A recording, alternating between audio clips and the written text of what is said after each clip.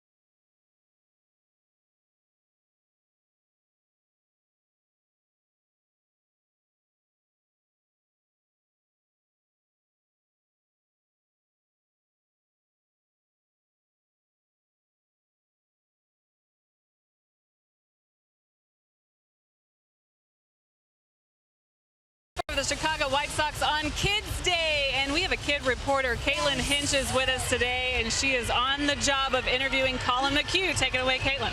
So it's Kids Days at the park. What was your favorite memory as a kid? Man, I remember playing Little League ball as a kid with all of my buddies in this tiny little park in Alpharetta, Georgia. And we all went to school together, we all played ball together, and we all were friends outside of the baseball field too. So it was kind of like this perfect little nook of all of us together. And now I get to go back and see all the young kids playing there now, and it kind of all comes full circle. That's great. Have you always known you wanted to be a major league pitcher? Yes and no. Yeah, I always wanted to be, but I never really thought it was possible. So when I was a little kid, I grew up watching the Braves, watching Tom Glavine and Greg Maddux and John Smoltz and all those guys, and I thought, ooh, that's what I want to do. But, you know, when you're a little kid, you think everything's possible, and as you get older, you're like, oh, I see how hard this is. So it's a blessing to be able to do it. Yes. Thank you very much, Colin. Colin's got work to do, but so do we. Kaylin, you excited for today? I am. All right, here we go. Stay right there. Dallas Keuchel's going to be on the mound today as the Astros go for the sweep over the Chicago White Sox. We'll be back.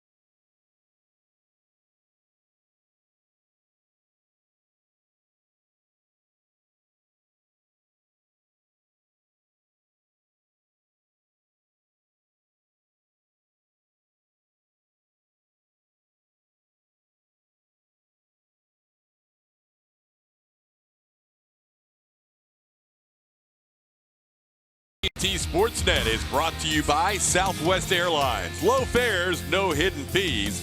That's transparency.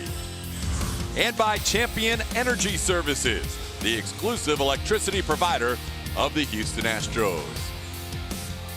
Big crowd coming in on this Sunday afternoon, a kids' day on the field. Those kids are waiting for their favorite Astros to head to their respective positions. It will be the Astros and the White Sox wrapping up this 4-game series and game 4 of a season-long 11-game homestand. So far, so good on the homestand, a perfect 3-0 mark. Astros take the field with Dallas Keuchel on the mound today against the White Sox. Dallas did a very good job last time out. He's actually been good in his last 4 starts, but they needed him out there in Arlington. A muggy night. Went out there and gave them 7 innings strong. Scattered 5 hits, 2 earned runs, but the 7 strikeouts. He did a very good job pitching to Dallas's strengths, not necessarily to the game plan against those hitters. And I believe that when Dallas is pitching to his strengths, which are down in the zone, he has a chance to be very effective. If he gets ahead early in counts, that's what forces the hitters to chase, and he found them chasing that curveball in that ball game. Dallas Keuchel pitching at Minute Maid Park from 2014 to 2017. That was usually lights out for the opposition. This year hasn't quite been as good. Yeah, and I think that's where he started to pitch on the edges, but some of the pitches getting up in the zone have a tendency to get hit around a little bit. We've got to remember, too, Dallas Keuchel does a pretty good job of staying off the barrel, and sometimes that soft contact has come back to haunt him here at home. Still 3rd in the American League in soft contact percentage behind Chris Sale and CC Sabathia. And here's the lineup that he will try and induce soft contact against today. Tim Anderson will lead things off for Rick Renteria at shortstop, followed by Abaciel Garcia, maybe the hottest hitter in this lineup and one of the hottest in the game. Jose Abreu, the first baseman, bats third. The DH is Matt Davidson. Kevin Smith has good numbers against Dallas Keuchel. He will catch and bat fifth. Leury Garcia is the left fielder batting sixth. Yohan Moncada moves down to the 7th spot against the lefty Dallas Keuchel. Yolmer Sanchez also moves down. He's in the 8th spot. Those guys have hit better as left-hand hitters than righties, and Adam Engel bats ninth. Here's your defense today behind Dallas Keuchel. Kyle Tucker makes his second major league start. He'll be in left field. Had a couple of tests out there in yesterday's major league debut. Tony Kemp's in center. Josh Reddick is the right fielder. Alex Bregman and Marwin Gonzalez at short. The Astros are 13-2 with Marwin starting at short. Jose Altuve and Yuli Gurriel on the right side, and Max Stassi gets another start behind the plate. We're ready to go on this Sunday afternoon, and the first pitch is a called strike to Tim Anderson. We are underway. Glad you could join us. We have an extended broadcast crew today. Todd Kalish, Jeff Blum, Julia Morales. Those are the normal trio of announcers. But on this Kids Sunday, we've also added in Caitlin Hinch and Mia Blum. Caitlin will be with Julia down in the camera well for the first few innings, and then Mia will join Blummer and I up here in the broadcast booth as the game progresses. It's nice to be connected, isn't it? Good day. Kids Sunday, a lot of energy. All these kids that got the Altuve jerseys are fired up today. Jerseys look good, and what's beautiful is looking out in the stands, like you said, and seeing a bunch of kids out here trying to enjoy a ball game. It's going to be great. 2-1 the count to Tim Anderson. Ground ball sharply hit. Took a little hop on Altuve, but he hung in there and made the play for the first out. Pitch usage is going to be presented to you by AT&T. 2018 on the season for Dallas Keuchel. That last start for Dallas Keuchel that we talked about where the numbers got really good, but that slurvy kind of curveball that he does have, it jumped up to 32%, and that's what he got a couple of strikeouts on. And he was using more of the four-seam fastball to get to the inside corner as opposed to using that cutter. But when Dallas is going good, it's usually that fastball, curveball, and the changeup mix. That cutter doesn't really mix in there. Yeah, kind of happy to see that.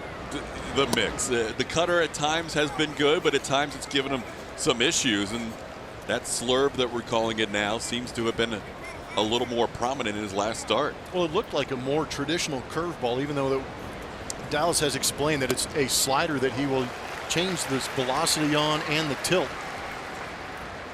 And not that he has to shelve the cutter. It's very effective occasionally, but I think the percentages on the year, we've seen the cutter and the curve or slurve thrown about the same amount of time. And then last start, that curveball or slurve became a bigger weapon, and now he's throwing the changeup to Garcia. It's 1-2. Kids Sunday, Dallas Keuchel is a kid. Too young to grow a beard.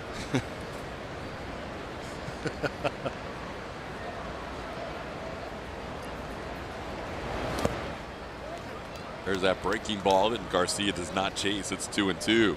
Garcia, last 10 games hitting .390, and he has been on a power surge lately. 8 home runs in his last 12 games, including back-to-back games against the Astros. Swing and a miss. Got him with the changeup. Dallas picks up his first strikeout of the game. Good pitch. We talk about Dallas Keuchel staying down in the zone. MD Anderson's going to give you a good idea of the depth and location on that changeup. Very nicely done at 80 miles an hour. Peek inside of his glove gives you a good look at the grip also. That glove has the gold label on it as well. Dallas, a 3-time Gold Glover from 2014 through 2016. There is that gold label and the DK60. Good looking glove. Now facing Jose Abreu. It's a pretty good frame by Max. How do you not get the call? Pitch bounced in there and eased right into the strike zone by Max Stassi. Max is quietly having a very, very good season. Yes. You talk about some of the heroes on this team. We don't often talk about Stassi, but he is doing it defensively and at the plate as well. Tony Kemp makes the play. A 1-2-3 inning for Dallas Keuchel to start this one.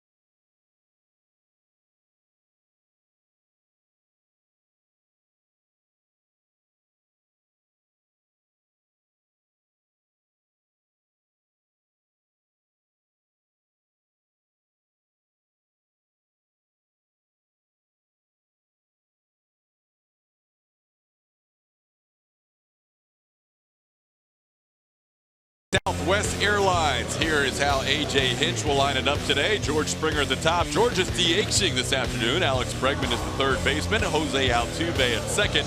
Yuli Gurriel bats cleanup. Josh Reddick in right field. Marwin Gonzalez the shortstop. Kyle Tucker, game 2 of his big league career. Max Stassi behind the plate, and Tony Kemp bats ninth and plays center field.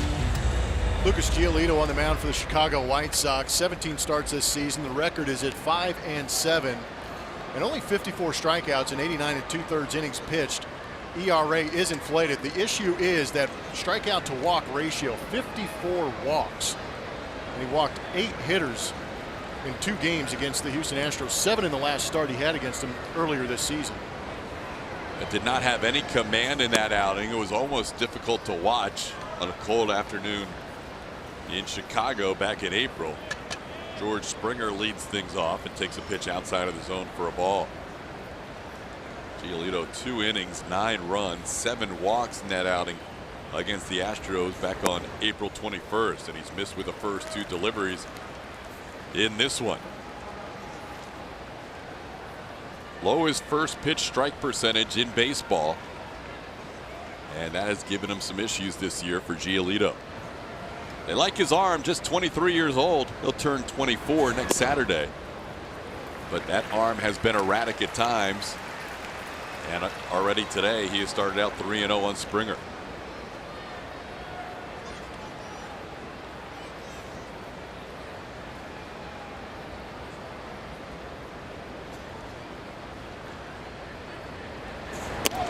Four-pitch walk. Well, similar to how Giolito fared against the Astros his first time, a 4-pitch walk, and time to check in with Julia Morales with our special guest broadcaster for the day. Hey, TK. Yes, I have company down here. I've got Caitlin behind me. Caitlin Hinch is going to be our kid reporter for the day, and she's been working since early this morning. She came in, has been with me. She's been my right-hand man. I even actually let her interview her dad, AJ Hinch. Did you learn anything from AJ's interview today? Yes, I definitely learned about all of his routines that he does and all of the like pregame stuff that he has to do. She was snooping too, guys. She wanted to know who was on the All-Star team before it was announced today. She was trying to get us some inside information. He gave her just a tad, but not enough for our liking. However, it was a great interview. Did you have some fun? Yes, it was really fun. All right, we've got some more stuff planned though, TK, so we're going to have fun today. Yeah, good stuff already. The interview with her dad, the interview with Colin McHugh. Caitlin getting the job done. Perfect person to learn from down there, too. But I like how Julia is trying to use the angle of the daughter to get extra information. Solid move. There's the first strike of the game thrown by Giolito as Alex Bregman has a 1-1 count. Alex has worked his way into the top 10 of some pretty serious categories in the American League. He's now 10th in slugging percentage. He's now up to 9th in OPS. And he's in the top 10 overall in WAR as well. This guy has been just jumping into the scene here amongst the AL leaders. And we'll find out in a little less than 5 hours whether Alex is on the American League All-Star team. And if he's not, that would be a crime because he has become not only one of the best third basemen in the league, he's become one of the best overall players with his recent surge. That's what I always find interesting is that they do ask the players to vote. And that's where I think Alex might get some of the votes is mainly on that player side because your peers start to respect you and you start getting those votes. But we're starting to see early on that was not intentional. As good as we've been talking about Alex Bregman, that was not intentional. But Giolito has severe issues with command to the point where Todd was right. There was a lot of concern on our end that we felt bad for the guy. Well, that's the second time in a week that we've seen Alex Bregman get hit in that left tricep. Mattress firm Supermo confirms that fact. Squared him up pretty good. Which is just above that guard there. So that doesn't feel very good.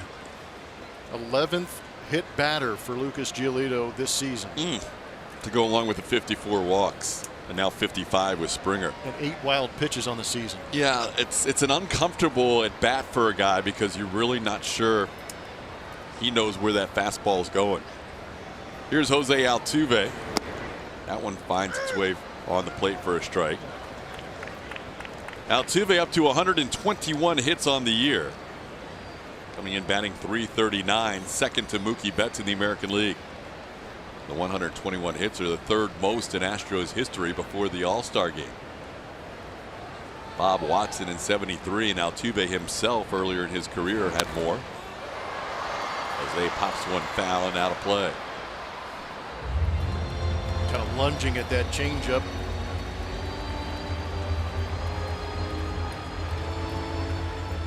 Wonder if Kevin Smith goes hunting with that chest protector in the offseason.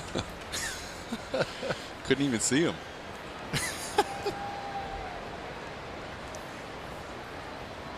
Astros winning the first 3 games of this series. They have beaten the Chicago White Sox in all 6 matchups this year. They have scored double digits in 4 of those 6 wins. Going way outside, it's 1-2. Giolito has walked 2 or more in 16 of his 17 starts. The only start he did not walk 2 was against the Indians on May 29th, but he allowed a season high 9 hits in that one.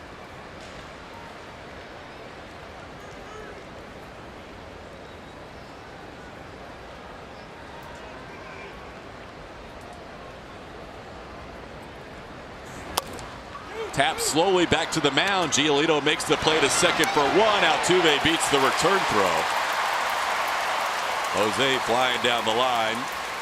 Does not hit into a double play. That's a fielder's choice and runners on the corners. Well, the command issues at home plate weren't a command issue going to second base. That was a pretty good feed by Lucas Giolito to second base, but still got to be incredibly quick to get Jose Altuve, who's flying down the line again. There's always hustle out of that man right there.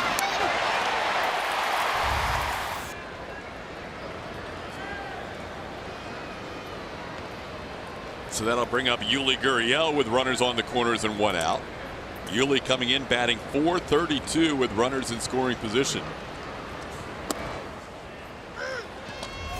Last Friday we saw Jose Altuve running pretty good. StatCast powered by AWS will show you that. That is beating out a routine ground ball to shortstop, and what I want to point out is that 31.4 feet per second.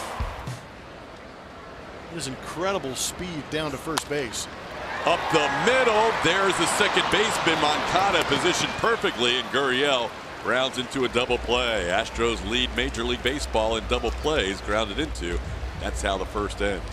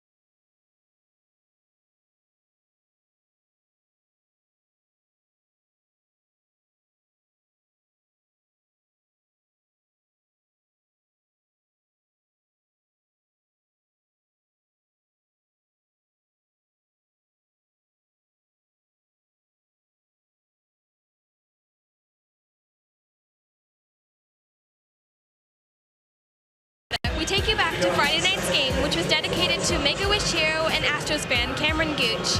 Evan Gattis promised Cameron before the game that he would do something special for him, and then he did it with a big 8th inning home run in the Astros 11-4 win.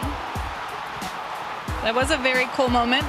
Very nice job by Caitlin, too, to do our Toyota Get Out and Play today. You said you actually remembered the guys wearing the wristbands, didn't you? You saw that. Yes, it was very cool to see like what they did to dedicate that game for him. Cool, yeah. Gaddis told Cameron, going to do something special, and delivered. So that was very cool. You probably see a lot of cool stuff like that when you're at the ball game, don't you? Yes, definitely. It's a lot of cool moments that you get to witness when you're actually there. And you get some good stories when Dad comes home, I'm sure, as well, don't you? Yes. All right, guys. Nice job down there. Very nice job. She's going to take my job. It's cool. It was nice knowing you, Julia. I'm trying not to be too upset down here. Watching my job just get taken away. We're on to the second inning with Matt Davidson leading off against Dallas Keuchel. Keuchel has missed with the first 3 pitches of this inning after a strong 1-2-3 first, where he only needed 12 pitches to get through that inning. And a 4-pitch walk to the designated hitter Matt Davidson to start the second. Well, maybe Dallas put a little too much emphasis on that first inning. That's usually been the issue for him. But a leadoff walk here in the second, looking to pitch around that damage. He is second behind Lance McCullers as far as ground ball percentage. We know that bails him out of some situations when he does create traffic via the walk. Kevin Smith, good numbers against Keuchel. Limited sample size, but 4 for 5 with a walk. One of those 4 hits a home run. Takes a called strike. Smith, like Omar Narvaez, has been hitting very well lately. They've had a lot of production from their catching position for the last month or so. Smith batting .324 since June 5th.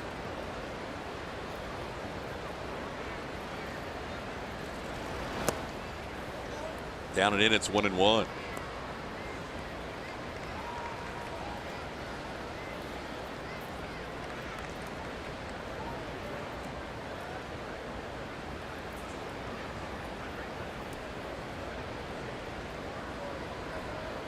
Six straight balls.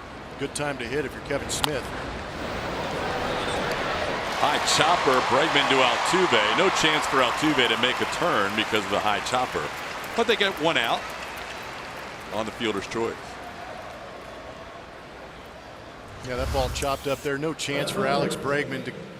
He tries to get up there and get that ball a little bit quicker so he could get the baseball to Altuve for the turn, but no opportunity. Kevin Smith hustling down that first base line.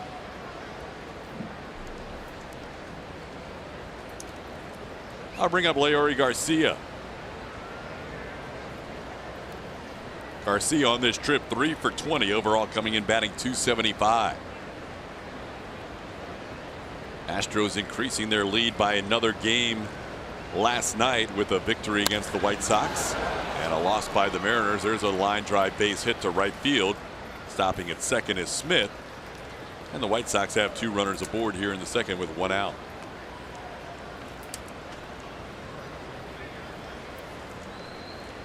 First hit allowed by Dallas Keuchel. And now he will face Yoan Moncada. White Sox, when facing right-hand hitters, have Moncada and Sanchez at the top of the order. They have much better numbers as a left-hand hitter. Moncada dropping down to 7. Sanchez behind him in the lineup still, but he's in the 8th spot today.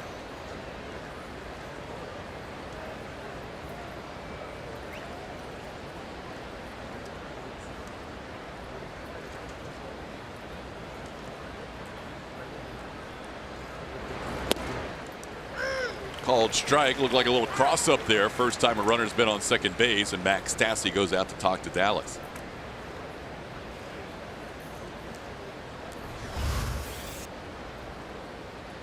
Going over the algorithm that's going to let them know what pitch sequence they're going with. Sometimes these can get a little complicated. That's why Stassi wears that little no doubt quarterback cheat sheet on that left forearm of his. Change up low for a ball.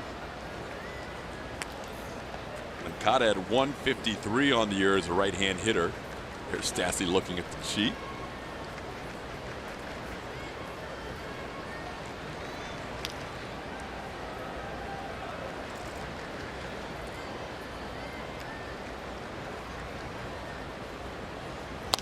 On the ground, Gurriel to his right makes the play to second. Dallas covering, but no chance to turn two.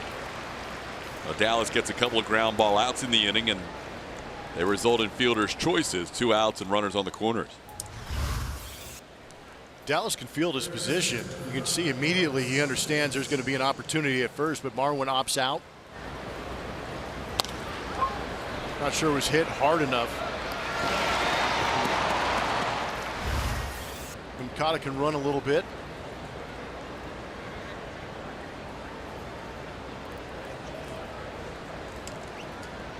So now Dallas will face Yolmer Sanchez.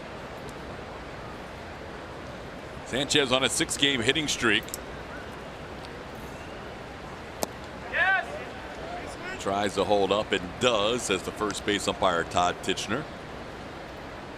Home plate umpire today is the crew chief Bill Miller, calling balls and strikes.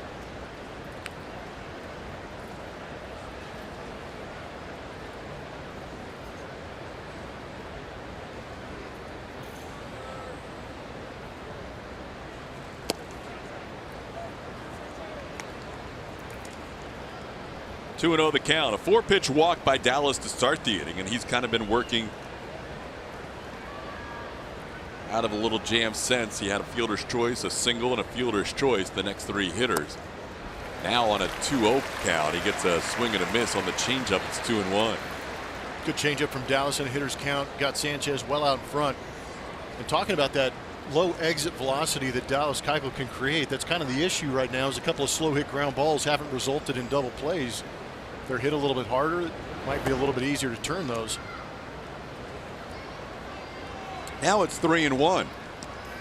Dallas walked just 1 batter in his last start, threw a season high 111 pitches against the Rangers. Which was impressive for me just watching it, because it was so hot and muggy up there in Arlington, and did a great job going 7 innings. Went through a few jerseys in that one. Ball 4, second walk of this inning, and that'll load the bases.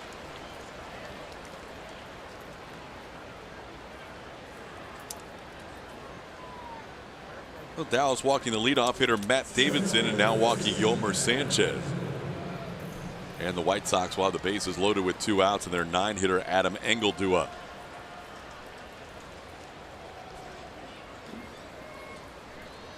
Engel on the season batting .223, but he's having a nice road trip. Hitting .310 over the 9-game road trip. There's a strike. That 4-seam fastball on the inside corner. Let them know you'll come in there, so they have to cover that inside portion and not sit on the outside trying to cover the sinker and changeup.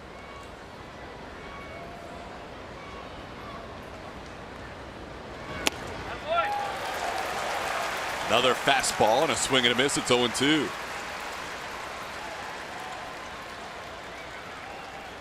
This is where Dallas can go to work. He gets ahead of the count, and he can get hitters to chase. A couple of walks and a single in this inning, and Dallas trying to get through it. Slowly hit. Altuve has to charge quickly, and he'll make the play, getting Engel for the final out of the inning. Keuchel strands, the bases loaded. We're still scoreless.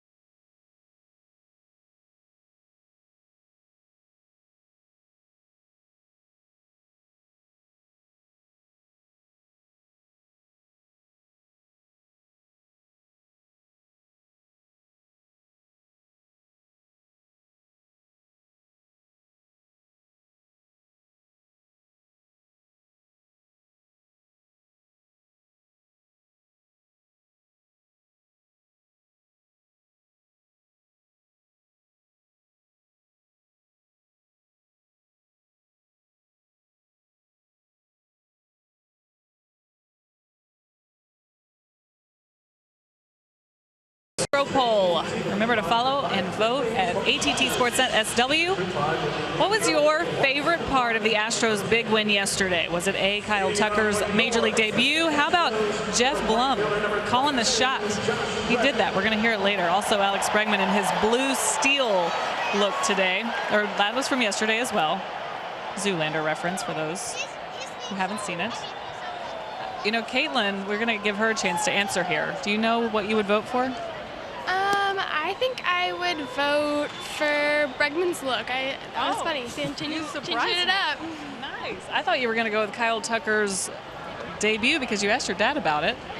I did ask my dad about it, and he liked that he handled it well and that got his hit out of the way and he could focus on playing baseball. Exactly. Nice work. All right, blue steel from down here. That gets a vote. This is great.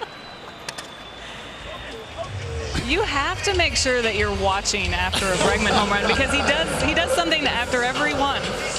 He's looking for the camera. You got to have some fun playing this game. There's a lot of different players that are TV gold. Bregman right up there. Absolutely. Josh Reddick grounding out to start the inning. Here's Marwin Gonzalez.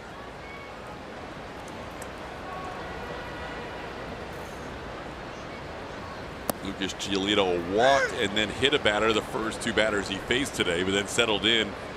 Had a couple of ground balls, including a double play to get through the first.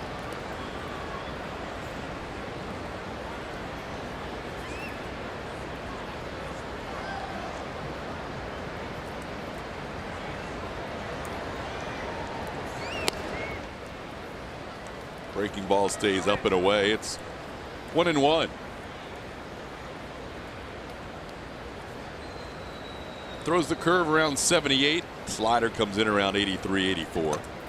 Kyle Tucker in his second major league game will get a AB here in the second inning. There was the curveball at 78. But it's an actual opportunity for us to see him, Lucas Giolito, pitching ahead. We didn't see that too often back in Chicago. Well, it looked like at the start of this game we're going to see a repeat performance, but he's dialed it in well after those first two batters. And a fastball catches the outside corner for a called third strike. First strikeout for Lucas Giolito. Let's flash back to yesterday, the big league debut for Kyle Tucker. It was a rough start to it, but fans were excited to see him. That initial announcement, they got to their feet with anticipation of the Astros prospect. Starting out there in left field, getting to introduce himself to some of the nooks and crannies, and then it was a line drive off of Rondon, off the glove of Matt Davidson for that first big league hit.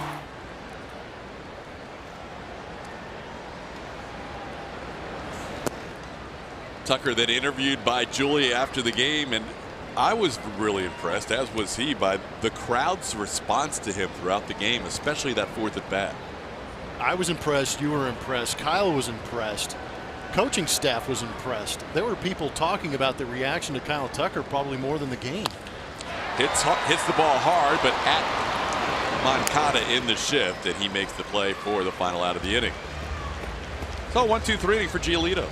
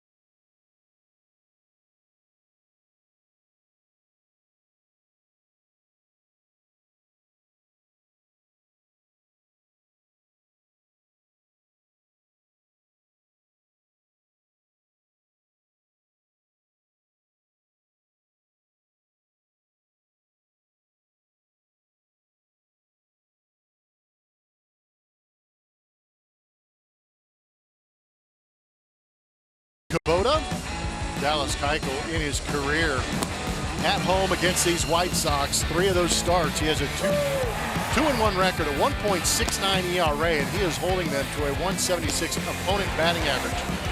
That is something we have become accustomed to seeing from Dallas Keuchel over the years in that white uniform. Pitching very well at home and pitching very well against these Chicago White Sox. Replay shows you a good mix of sinker changeup. Looks like Dallas is trying to go with that same approach here early on. Yeah, it'd be really nice to see Dallas finish off this, again, proverbial first half, even though the Astros will be 99 games into the season by the All-Star break. We'll have a start here and then another start at the beginning of the Tigers series next Friday, and then that'll be it heading into the All-Star break. It has not been the first half Dallas was hoping for. But if he can finish strong, now all of a sudden things feel a little better looking towards the final couple of months of the season. Dallas had back-to-back really strong starts against Kansas City, and then Toronto got him for 6 runs here in 5 1/3 innings. But a good one against the Rangers on the road on the 3rd of July, and now making this start against the White Sox. He's 0-2 on the leadoff hitter, Tim Anderson. Anderson grounded out to second his first time up. It would really benefit. It's kind of a twofold for Dallas Keuchel. If he finishes strong, it's great for the ball club because that means he's given quality innings and an opportunity to win ball games. And it also gives him an opportunity to shove some of those numbers down going into free agency.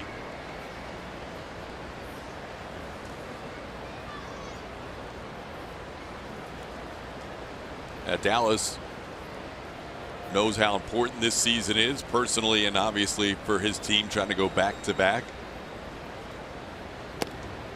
And wants to be a big part of it. This is a rotation filled with stars, and Dallas in the beginning of the season didn't have the numbers he wanted. Everybody else was performing, and now Dallas with 3 really good starts in his last 4. Counts 3-2.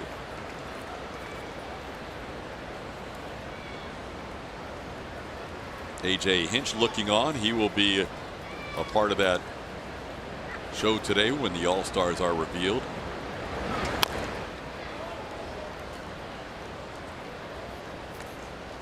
AJ naming not only his own coaching staff that will go with him to Washington, he gets to take his own staff, but naming today the Tampa Bay manager Kevin Cash will be part of the American League All-Star coaching staff. Nice gesture. Rich Dower, ex-first base coach of the Astros, will be there also, which is a very cool thing. Altuve really quickly to his left, makes a little soft toss as Anderson almost beat it out, but a nice play by Altuve to get to that ball. Game of Thrones night is back at Minute Maid Park this Tuesday. Ticket package upgrades are available that include a Charlie Morton Ruler of the Realm bobblehead. Fans can also take a photo on the Iron Throne of the Seven Kings. Visit Astros.com/GOT for tickets and info. Tuesday is Dollar Dog night, Game of Thrones night, TK and Blummer from the stands broadcasting night. Line drive single by Avisail Garcia. That bat continues to stay hot. Keuchel able to strike him out the first time up, but a single here. So bring some singles on Tuesday. Well, we'll have to order some dogs up. That sounds good to me. Can always go for a good Minute Maid Dollar Dog. We're going to have a lot going on Tuesday. In case you haven't heard over our weekend broadcast, we're going to be out above the batter's eye in center field, broadcasting the game against the Oakland A's on Tuesday night. Here's Jose Abreu. There's a called strike. And we did take a vote. Julia is allowed to come up there and visit. Do we put a time limit on it? Like a half inning. Yeah, I'm just kidding. I'm sure they'll make plenty of room up there. She'd probably be happy to get out of that camera well every once in a while. Yeah, in fact, she and Caitlin are roaming around right now. Who knows what they're getting into around Minute Maid Park, but it's probably going to be entertaining, and we'll see it in the next inning or so. 0-2 the count to Abreu.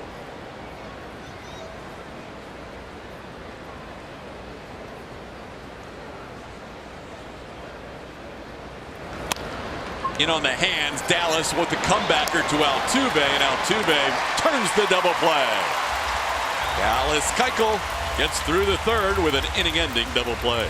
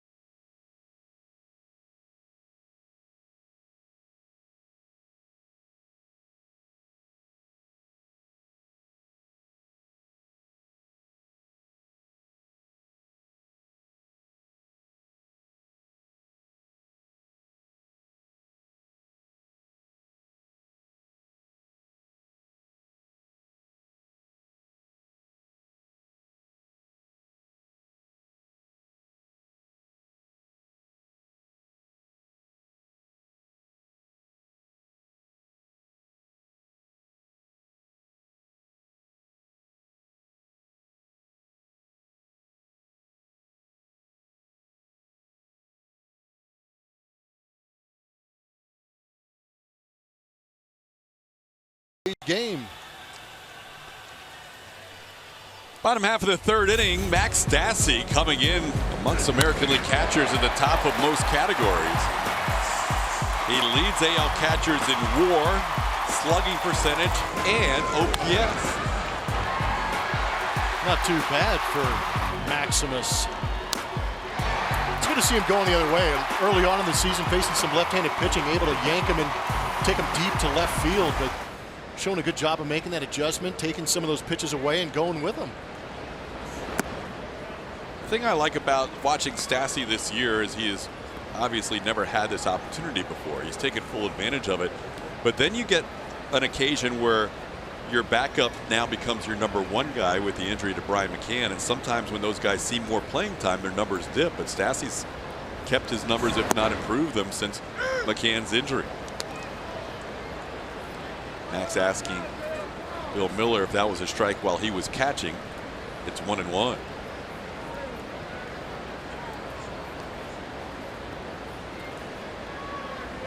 Always that delicate balance there between catcher and home plate umpire when they are a hitter at the plate. Bill Miller behind home plate, veteran umpire. Those first two pitches on the edges, but pretty good command right now after that first inning for Lucas Giolito. It'll be Stassi and then Tony Kemp and George Springer facing the 23-year-old Giolito. Originally was with the Washington Nationals, first-round overall pick in the 2012 draft. 16th overall. Off the foot of Stassi. Take your time. Ouch.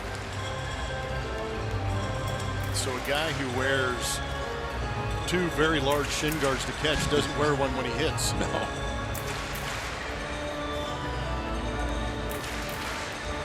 But we know Stassi's a tough kid. Got hit earlier in that right forearm area, able to fight back after taking one game off.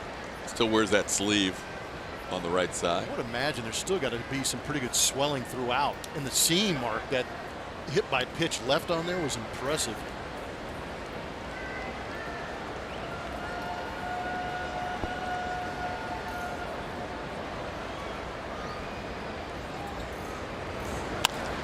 Slow breaking ball chopped towards third. Sanchez with the play.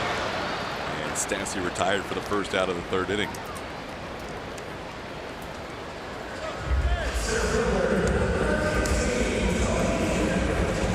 Minute Maid Park crowds have been huge for this series and all season long. No team has improved in their attendance at a better clip from 17 to 18 than the Houston Astros.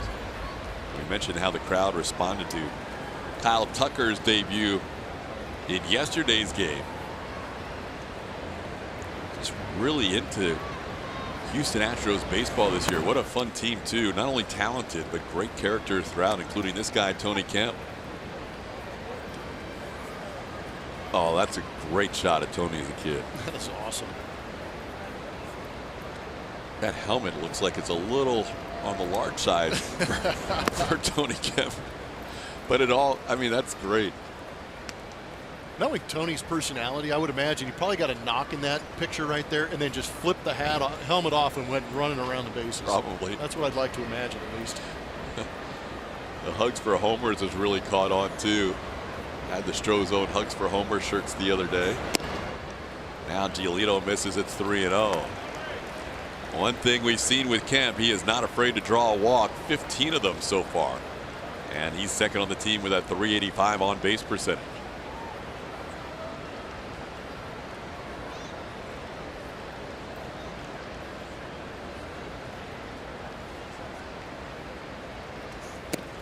Way upstairs. And Giolito walks Kemp on 4 pitches. Join the Astros next Saturday as 10,000 fans in attendance will receive a Justin Verlander K-Counter bobblehead presented by AT&T. For tickets and info, visit astros.com/promotions. Second walk issued by Giolito. That's now 17 times in 18 starts this year. He's walked at least 2. And he'll face George Springer. George walked his first time up. And Giolito has missed on the last 5 pitches.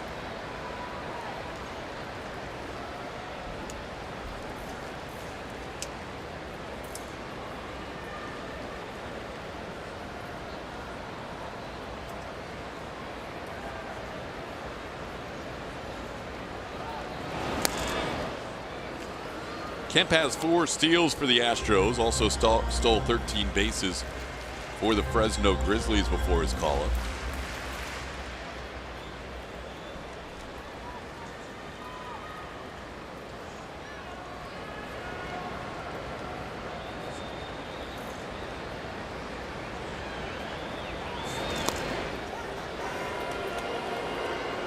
With George Springer up there, a little bit of a pull shift against George Springer. And there's our StatCast powered by AWS showing you why they're playing him to that pull side.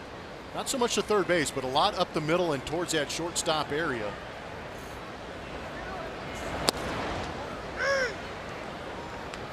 Strike called. It's 1-1. George going back to his bat.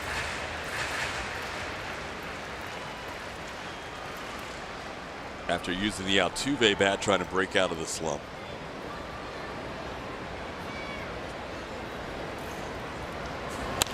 There's a ball the other way, but it's foul. Saw him after the game yesterday, Springer. Yeah. So I want to, because there was a little bit Yeah. of back and forth with you and Julie yesterday with the Altuve Springer bat. So I just said, hey, not using the Altuve bat anymore. He said, no, it's not long enough. He said the Altuve bat's a half-inch shorter, and that made a difference for him. Yep. I believe it. George is a big man in comparison to Jose Altuve. So a little bit of extra length on that bat, a little more coverage in the zone. It's amazing that little small speck. You have no idea, because I am in complete agreement with George Springer. It has to be specific to exactly your comfort zone at the plate. Absolutely. An ounce, a 33 versus 32. 30. I was going to say a half ounce on either side either feels too light or too heavy. And there's the length on the bat sometimes. You don't feel like you're covering that outside corner. So he goes back to his own bat, but that time Giolito able to get him on strikes. On the pitch, though, Tony Kemp steals his 5th base of the season. So 2 outs and a runner in scoring position for Alex Bregman.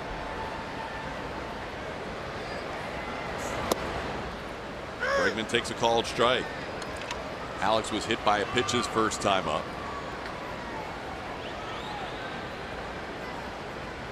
I mentioned Alex is very particular in terms of what he swings at. It usually has to be a pitch in the zone. He will not chase very often.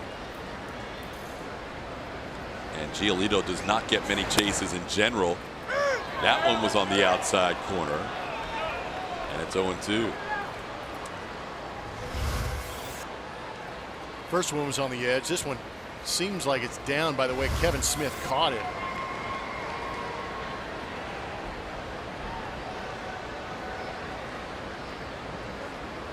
So now Alex will have to go to work down on the count.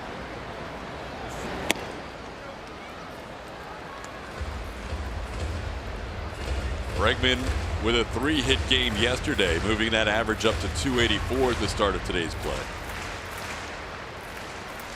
And has a 12-game hitting streak, matching Yuli Gurriel and Carlos Correa for the longest hitting streak of the season for the Astros.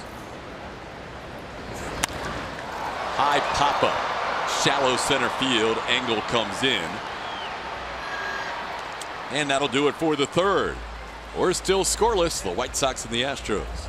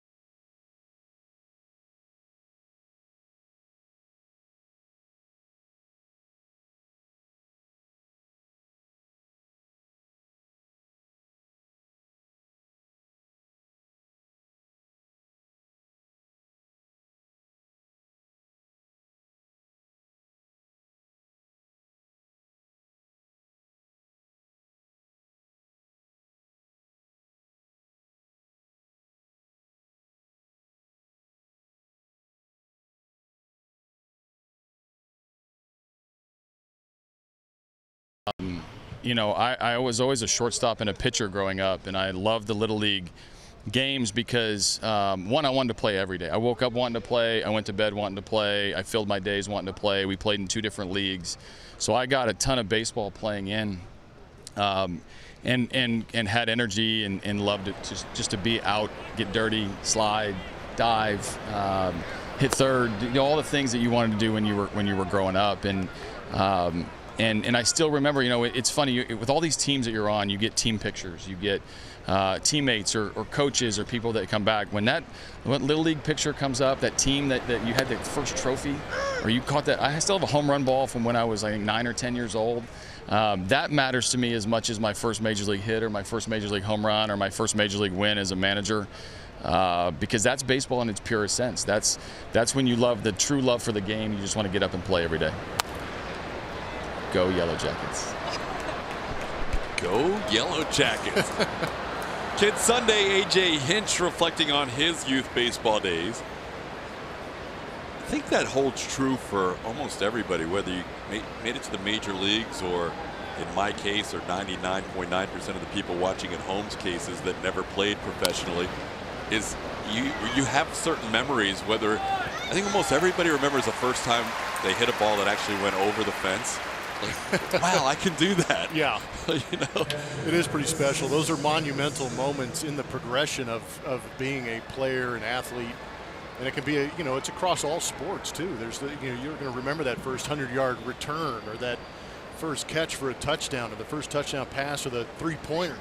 Those are big moments in a youth playing a sport. But it's interesting he talks about the team because I grew up on a Little League team with Mike Sweeney. Oh, wow. Yeah, for those of you that don't know Mike Sweeney, he played for a good 12, 13 years in the big leagues, was an all-star with the Kansas City Royals for years. And we were on the same team from 5 till about 14. Come on. Yes. You and Mike Sweeney, two major leaguers. Oh, yeah. On the same Little League team. And to this day, and when he got married, good grief, maybe 15, 20 years ago, the entire Little League team we were on was at his wedding. Oh, that's so awesome. that's what I remember, too. It was being with the boys. It was getting dirty. It was mixing things up. It was ragging each other. I remember so many moments from those Little League days that happened in practice just on some of the squirrely things that happen when you have a group of 12-year-olds together on a baseball field. Different players progress at different rates. Some guys don't find their way till high school or even college. Were you guys the two best on your team in Little League? Mike was legit. Mike Sweeney was legit. Are you just being humble? I was sporadic. I was kind of that gangly kid that kind of had those growth spurts in weird places, and all of a sudden I didn't know how to use the body that I had. And I think I was a little bit later, because Mike, you knew Mike at 12 years old. That guy's legit. Like he could play catcher. He was shortstop. He could pitch. He had a cannon. He had power. Wow. And all of a sudden he sprouted into a beast of a man and turned into an all-star. Took me a little bit longer to figure things out, but he was locked in early. High chopper. Bregman has to wait for it. Makes the play to second. Altuve, quick turn, but no chance to get Garcia. Kevin Smith is out at second after a base hit as he is forced out on the fielder's choice by Leury Garcia. Another chopper.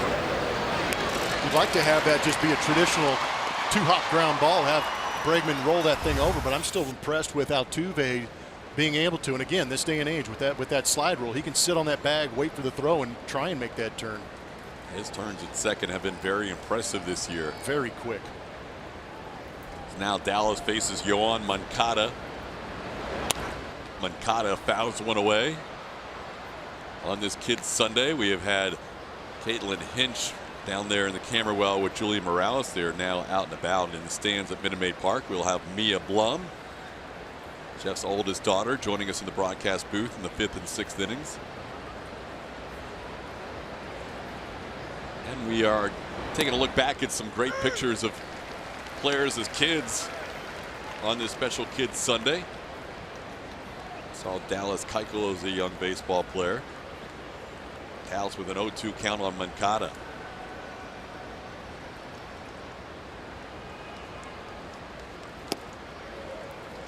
Dallas struck out Avisail Garcia, maybe the hottest hitter certainly on the team, maybe in all of baseball lately. That's the only strikeout for Dallas in this game.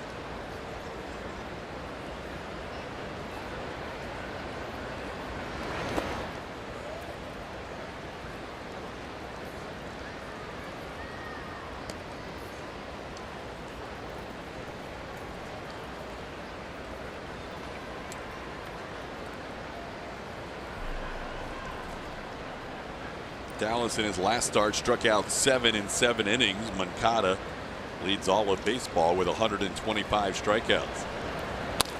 This time he puts one on the ground towards second, and he is retired for the final out of the inning. Jose Altuve. And Altuve, as a little guy playing baseball, he is due up in the next inning.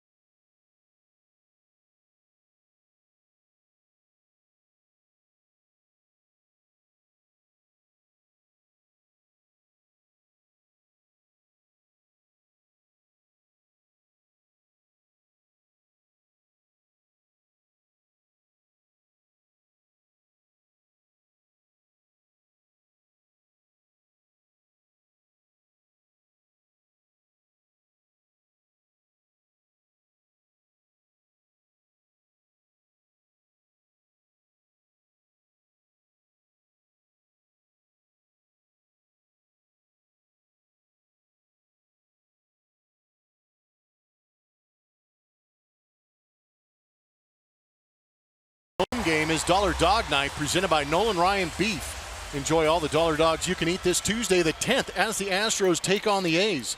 For tickets, visit astros.com/dollardogs or call 1-877-9-ASTROS. Jose Altuve leads off the bottom half of the fourth inning. Astros trying to solve Lucas Giolito, who has walked a couple of hitters, has hit a batter, but has not allowed a hit through 3. And Altuve drives one deep to left center field. That ball is gone. Jose Altuve, number 9 on the season, and the Astros have the first run of the game. You almost called that one. Wait for something to happen against Lucas Giolito. Not quite the blubber call, but nice to see the Astros get on the board with their first hit and their first run. Absolutely. And the second time through the order for the Astros going up against Lucas Giolito. Altuve had an idea before he stepped in that box on what he wanted to go out there and do. Found it and got it. Altuve now with 6 of his 9 home runs at home. As Yuli sends one to left field, Leury Garcia is there for the first out of the inning. Jose Altuve, gosh, maybe a hanging slider. The good old cement mixer staying right over the middle part of the plate. Head down, barrel on it, and launch. Nicely done by Jose Altuve. He's so good when that foot gets down sometimes and the hands are still back as his eyes recognize what the pitch is, and then he throws the barrel at it. We've got some StatCast numbers for you, powered by AWS. There's that launch angle at 31 degrees, 98.7 off the bat. Estimated 392 feet. He's going to ask us to show that kid picture more often. Tell you what, starting to heat up, especially at Minute Maid Park. We always know how well Altuve hits on the road the last couple of seasons, but that's now 16 consecutive starts for Altuve with a hit at home. And coming in, that average was .434 during that stretch. So you can combine those road and home numbers and match them up. All of a sudden, Altuve's numbers will be off the charts. There's Josh Reddick. It's a youngster playing in a little league. Reddick grounded out to first his first time up. It's 3-0. And he fouls one away. That's the beginning of the woo.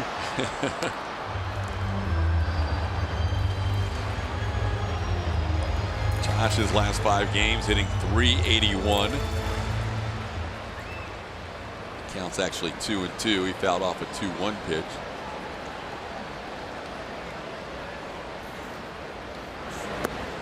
Now it's 3-2.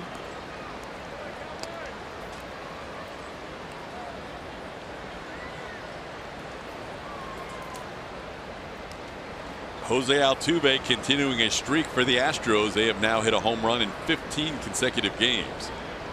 That is 4 shy of the team record.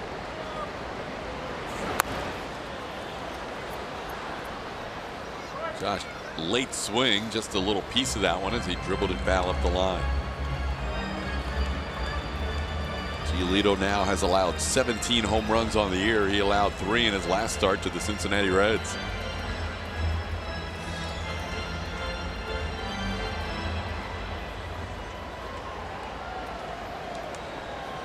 Even Altuve can make Charlie Morton smile. Altuve is a pleasurable human. That ball's hit well to right, but Garcia is there, and the tall right fielder makes the play for out number 2. Line drive by Reddick. Time to play Name That Astro, brought to you by Nissan. Here are your clues today. NL MVP, multiple All-Star, 6 for 6. If you know the answer. I'm already tweeting it. You've already got it? Yep. How many clues did it take you? I think it was the bottom one, the 6 for 6. 6 for 6? Yep. Send your guesses or your answers, as Blummer does, to @ATT Sportsnet SW. Here's Marwin. Marwin takes one inside for a ball, 1-0. Marwin struck out looking his first time up, one of 2 strikeouts for Giolito.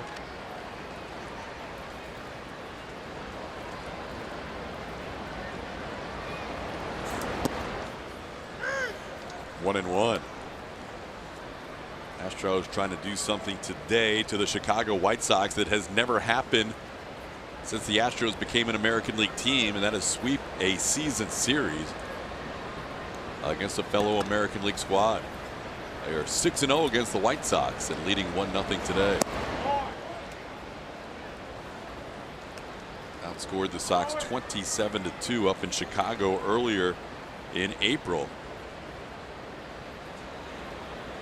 This series has been 27-13, so a 54-15 lead coming in today in the overall scoring in 6 games.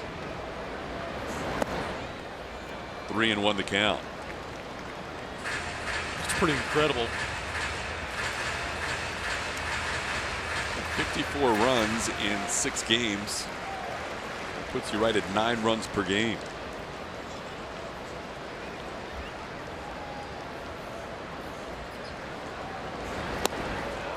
Throwing the changeup on 3-1.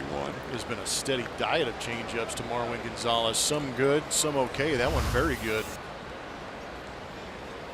Bottom just dropped out of it. Good little cluster of pitches down in the zone from Giolito to Marwin.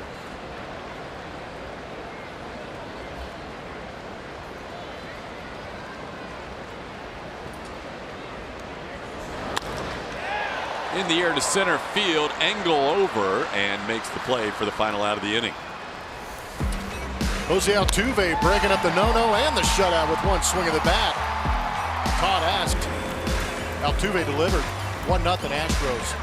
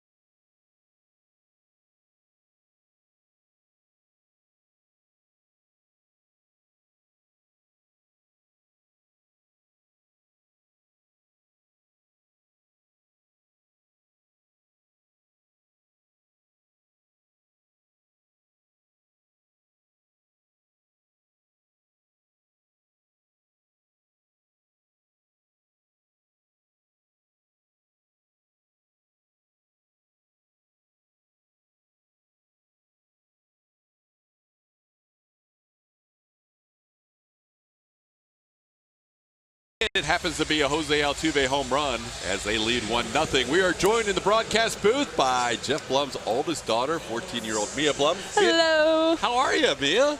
I'm good. Welcome. How are you? I'm good. I'm good. Are you going to help us out here for a couple of innings? I am. All right. Yeah.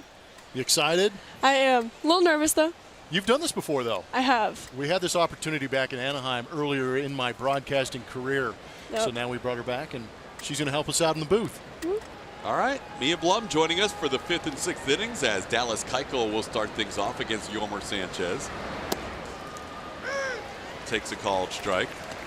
So, Mia, the summer's been good. You've been playing some volleyball. Mm-hmm. We went to the Nationals last week, I think. Yep. Yeah.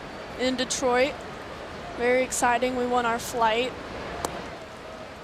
And now you've got some time with Dad and the family coming up because the All-Star break's a week from tomorrow. That's pretty cool, right? Yeah, we're headed down to Havasu to catch up with family, and then we're going to go down California, enjoy the beach. Enjoy the beach, catch up with family, and we open up in Anaheim, so that helps out also. So we'll meet the team out there. Yeah. You gonna hang out with any friends? I don't know. Good chance, right? Ground ball slowly hit towards Marwin. He has to come in and make a nice play off balance to get Yolmer Sanchez for out number 1. What did you think of Jose Altuve's home run? I think it was pretty great. Nice way to start. It is a nice way to start. Break up that no-hitter, get a run on the board. Yep. This is going to be a silly question for me, but the fans at home have their favorite players. Who is your favorite player? Mine is George Springer. Try not to blush. You're so mean. Why are you such a huge fan of George Springer? He's just a great player overall, and, well, he's good looking too. There it is. And you had a chance to meet George, I think it was earlier in the year, or was it last year? It was, we were down in the Diamond Club, I'm pretty sure, and it was the end of a game. Came down, and I was like, Dad, I have to meet him. And so I was too nervous to go up to him, so I had Mom go and tap him on the shoulder. She was like, can you please take a picture with her? And I was like, oh my gosh. It was really exciting. That ball is driven deep to left field off the bat of Adam Engel, and it's high off the wall, played there by Tucker. Now he fumbles it, and Engel is going to try for third. Tucker's throw is not quite in time, scoots by, and Dallas Keuchel is there to back it up. That may likely be a double and an error, as Tucker had trouble getting the ball secured out there. Chicago White Sox trying to answer back, and Engel's been swinging the bat well of late. Gets one that he can put off that wall out there in left center field, high off that wall. And Tucker trying to be quick with that turn and exchange, bobbles it, and with the drop, the speed of Engel gets into third base. That will be ruled a double and an error on Kyle Tucker. That'll bring the infield in with a runner on third base and one out, and Tim Anderson the batter.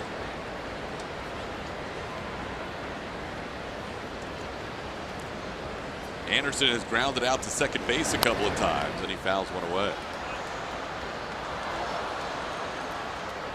Mia Blum joining us in the broadcast booth for a couple of innings. So Springer's your favorite player.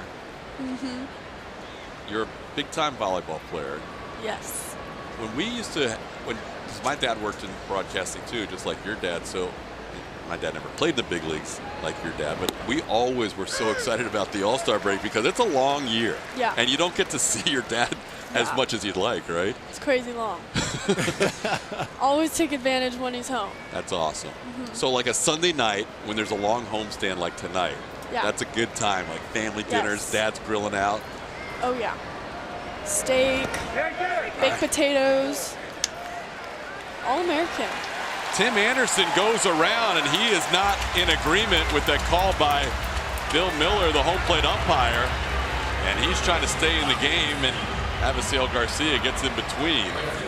That's a big strikeout for Dallas Keuchel.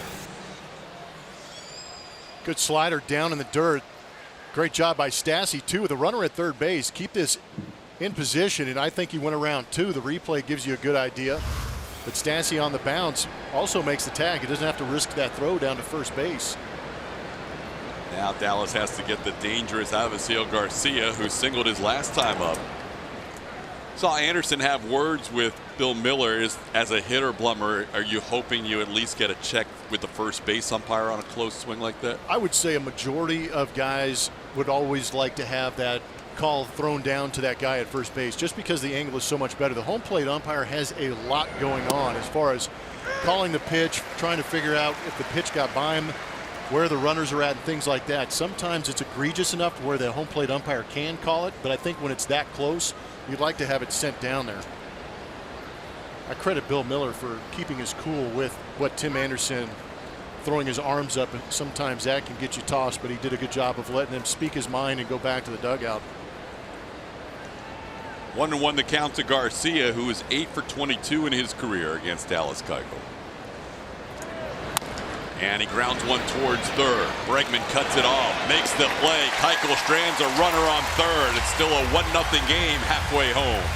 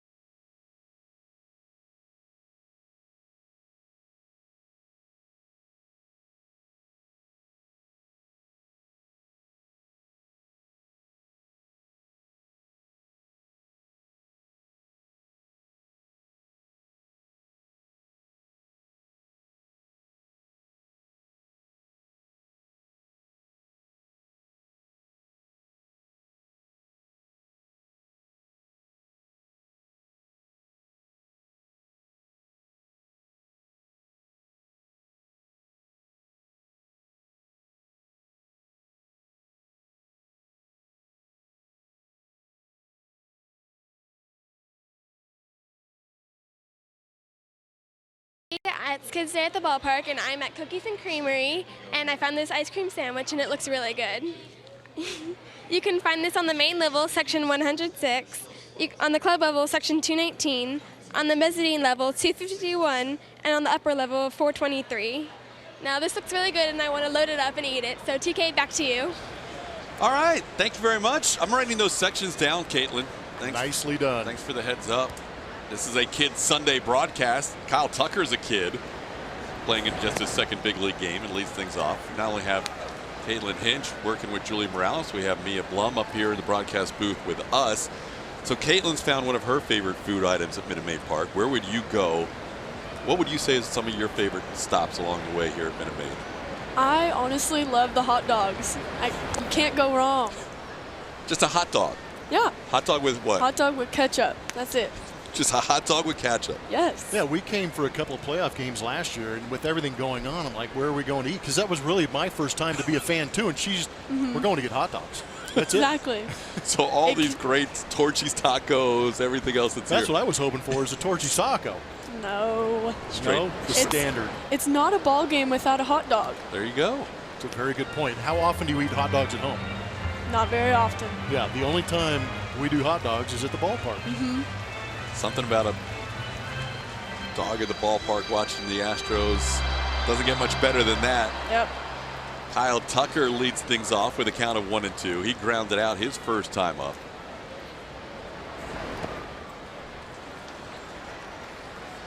And it's 2-2. The Altuve jerseys out in full force today. Kids getting the replica jerseys on a day when Jose Altuve has accounted for the only run of the game. He also has the Astros' only hit of the game. Tucker grounds one again into the shift, this time to the shortstop, last time to the second baseman. And he's retired for the first out of the fifth. Come out to Minute Maid Park this Friday night to see the best fireworks show in town. This week's Friday night fireworks presented by Occidental Petroleum will be synced to Disney songs. Visit astros.com/Friday nights for tickets. That's good. That was on the fly. I know. You had no idea that was coming. I was like, is this mine? Yours? Yeah. No, that was good because we thought we had the other promos for you, and you just did that one on the fly without a proofread. That's better than Blummer and I do. Oh, my gosh, yeah. I mean, I stuttered a little bit, but... No. But that's the first time you read it. We didn't give it to you before the ball game to practice, so nicely done. I didn't know how to pronounce it. I was like, You've pronounced it fine, Occidental Petroleum, and you passed one of the toughest tests already in broadcasting, is adjusting on the fly. Well, you know what's crazy is I've never screwed up anything on air. That's funny. Yeah, that is funny, right? Yeah, ha. How much do you watch your dad on the broadcast? Almost every night. That's awesome. It's on. There you go. Ground ball to short. And Stassi makes the play. All right, go ahead, Mia. The Power Player is presented by TXU. George Springer. Your favorite player, George Springer. You talked about the athlete. He's got plenty of power. How about this play? I mean, it's pretty good. Better than most. How about the personality? It's amazing. I mean, his dance moves are the best. Very unique. Yeah. You also like his walk-up music? Yes. Do you know the song that he walks up to? I think it's like The Bag or something. It's a rap song. You're going to have to tell me somewhere. because I am not aware of that kind of music genre. Yeah, because you don't catch me playing that in the car, do you? I don't. It's mostly Metallica. Here's Tony Kemp with an 0-1 count. So heavy on the metal with Dad. Oh, yeah. Oh, it's still 1988 in my car. 1-1 the count. Tony Kemp walked and stole a base his first time up. Do you remember me playing here for the Astros very much? You were tiny. Well, I remember being down underneath the stadium in like the little nursery area and all that. And then you come out walking in the hallway and I was like, hi! And we'd walk out onto the field saying hi to everybody. It was very fun. It was a good time. Yeah. Well, that's we'll have more of these memories because we just got through the fifth inning, heading to the sixth. Still 1-0 Astros.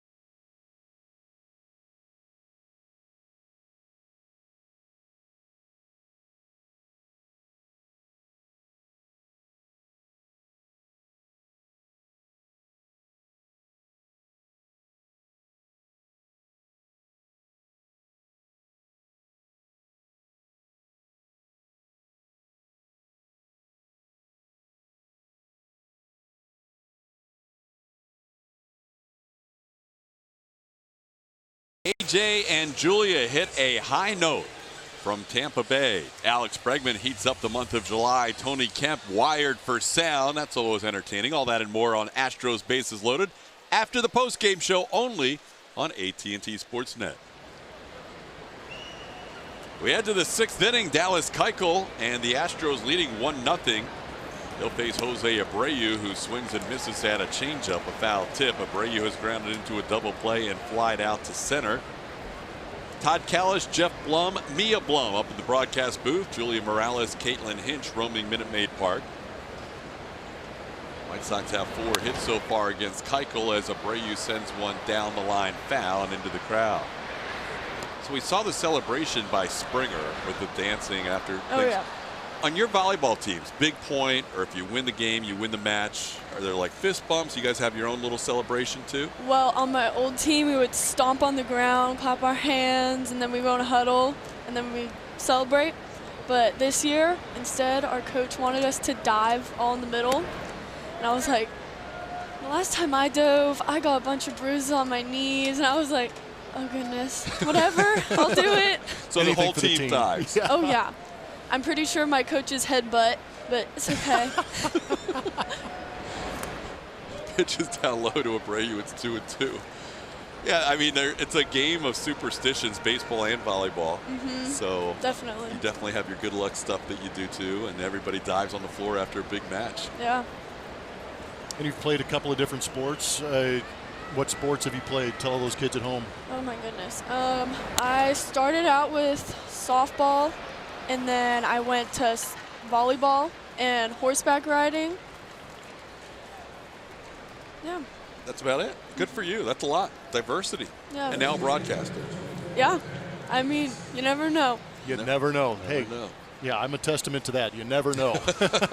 Once he retires, I might take over. There you go. Never Just know. pass the mic, pass the headset. Well, Julia's Ceremony. losing her job today, she thinks. Yeah. Now, No. at least you have till retirement. Yeah, this is a great idea until it happened. Base hit by Abreu, and now Keuchel will face Matt Davidson. Fouls one away. It's 0-1. Davidson has walked and grounded out. 5 hits for the White Sox, just 1 hit for the Astros.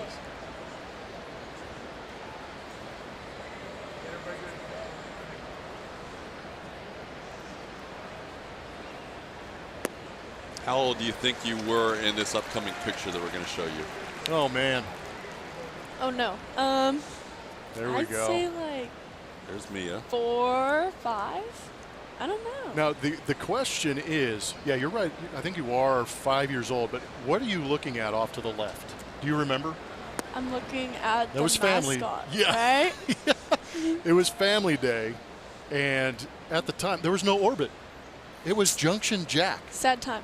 And it was Junction Jack the rabbit. And I don't think Mia was too keen to the rabbit on the baseball field. I don't think Kayla was either. Look at her face. She was scared out of her mind. Kayla's the one holding the bat, right? Was that she was the one in the middle of your sisters? Yeah, she was like, she didn't look very happy. No. ready she was ready like, to attack. Get me out. Get me out. That doesn't look. And then I think So Audrey. who is that? Is that Ava? That's Ava. Kayla? Kayla at the end. And then Audrey's, I don't know Audrey. what Audrey's doing. Okay. That's awesome. The 4 Plum girls. Yep. And those were Mama. good times. Yeah. You guys love being on the field, and it's interesting with the new center field out there where we're going to be on Tuesday up on that Budweiser patio, is that when they were little, we would go on the field and Mia would do a beeline for Towles Hill. And all of a sudden it turned into just run up Towles Hill, roll down Towles Hill, up the hill, down the hill. Really? Yep. I was like, they're tearing it down. Ugh, Were you disappointed? I was, just a tad. I mean, I didn't remember most of it, but y'all told me about we've it. we've got plenty of pictures. We actually have a pretty good family picture up on Towles Hill back around that same time. Runner on second base, 1 out. Kevin Smith, the batter. He is 5 for 7 in his career against Dallas Keuchel. Had a single his last time up. And a 1-1 count here. Dallas had to work with traffic every inning but the first.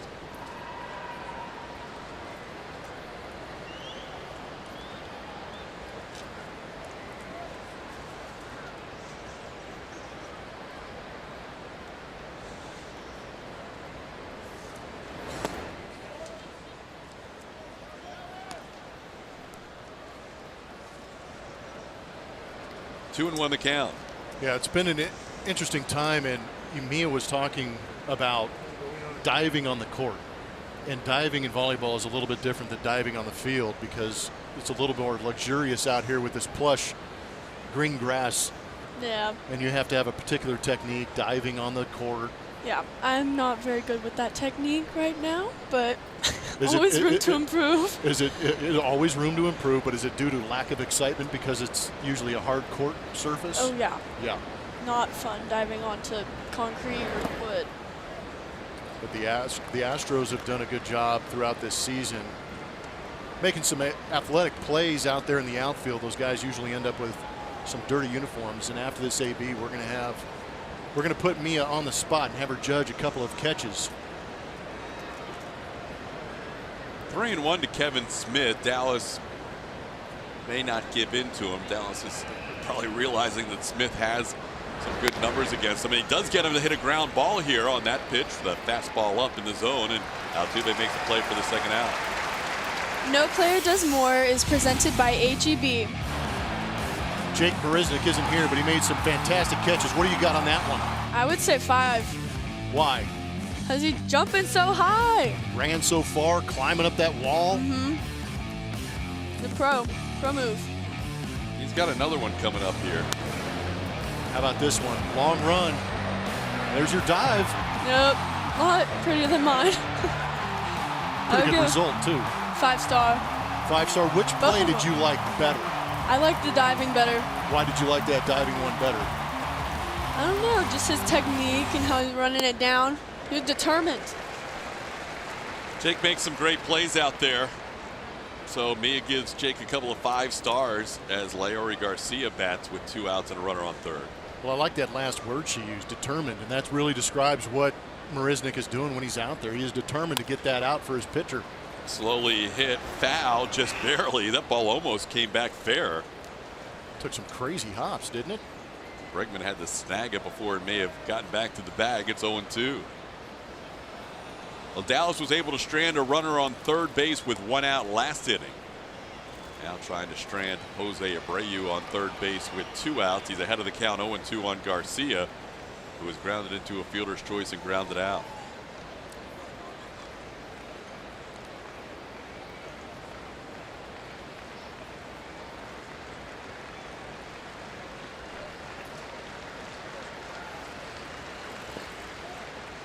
Good block by Stassi, tying run 90 feet away. That's an important play for the Astros to maintain this 1-0 lead. It's kind of interesting to have me in the booth too, with both these teams playing against each other. But more so for the reason that one of our favorite cities to visit is Chicago. Remember, we had a road trip when I was with the Astros, and I've got so many kids, and we brought along our cousin Ashley, and we stayed in a suite at the hotel. But across from the hotel, and remember, they were 4, 5, 6 years old. What was outside the window of the hotel that we were staying at that year? American Girl doll. Oh my gosh. Ooh. When I was little, I wanted to like live at the Westin, and then when I was older, I would work at American Girl doll. I think it's a pretty good setup. That's a great setup. So when you saw that, Plummer, you knew you were in trouble. Yeah, that's when I knew I had to play a little bit longer, had to work a little bit longer. Ground ball to Bregman on our way to break. If Alex makes this play, which he does, some better times with the Blum family and the Astros mascot. It is good. The Astros have become a part of our family, and there's a little love for Junction Jack. Mia, thank you so much for being here with me today and being on air. I appreciate this. No problem. I love you. Love you too.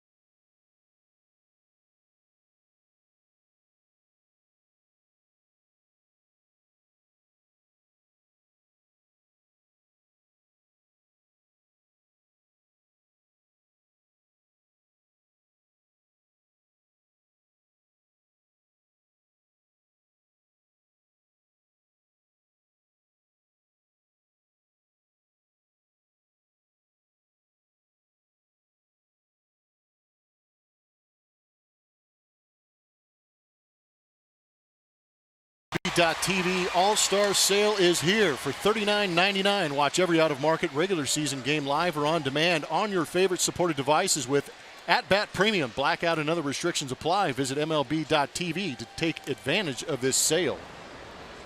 George Springer leads things off, bottom half of the 6th inning. We actually have Mia Blum for one more half inning. Well, and I think the reason why is because of the guy at the plate. George Springer. I overshot the landing. I know. You didn't let me finish.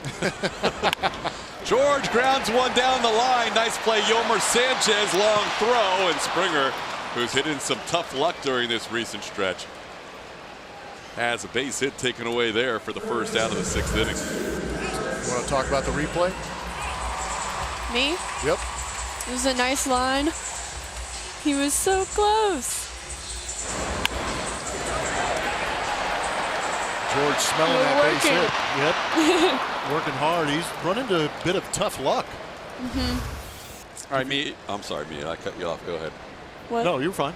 Last night, yesterday afternoon, Alex Bregman had a 2-0 count, and your dad basically called his home run. He said, all right, so I'm not necessarily saying you have to call Bregman's home run, but if you had to pick one guy from this point forward through the rest of the game who might hit a home run for the Houston Astros, who would your selection be?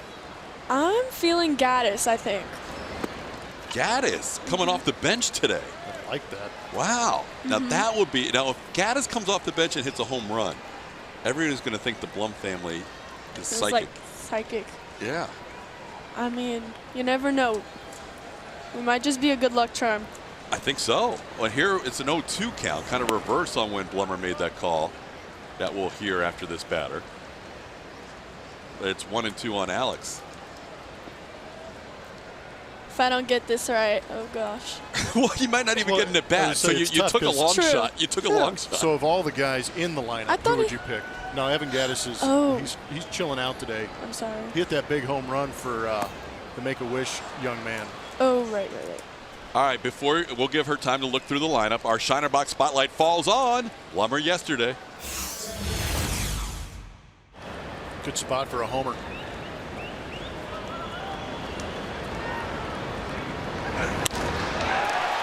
Really? You're welcome. Alex Bregman hits his 17th of the year, and the Astros get 2 more on the board. It's now an 8-5 game.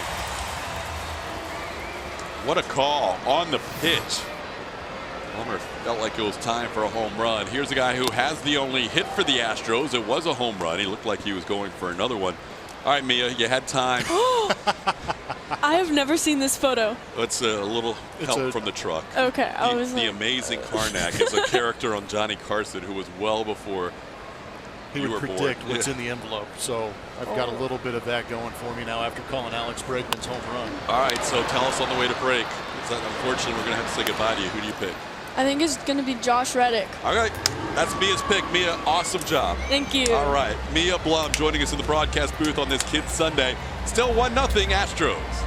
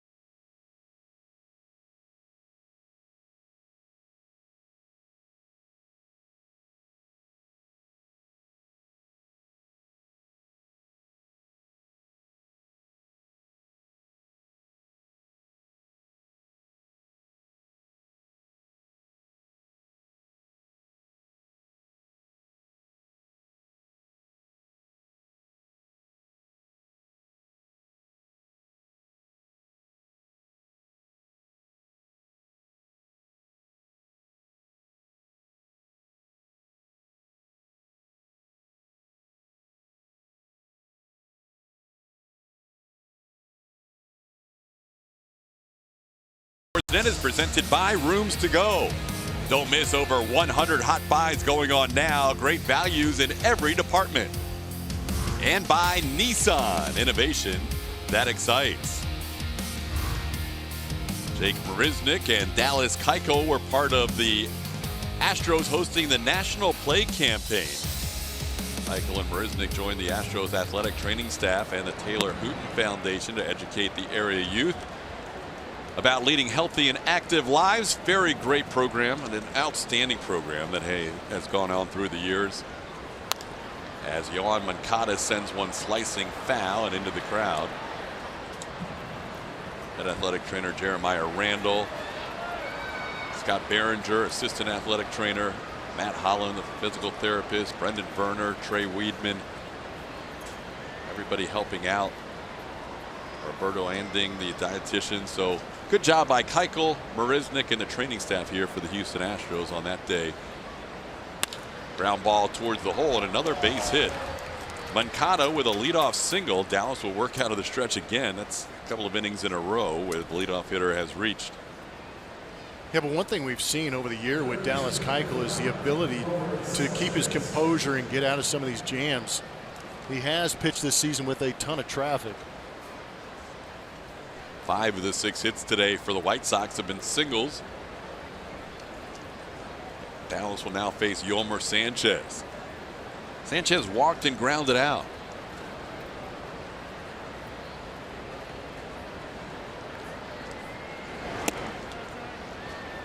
Pitch misses away. It's 1-0. First time we've seen anybody start to loosen up in the Astros bullpen as we play here in inning number 7.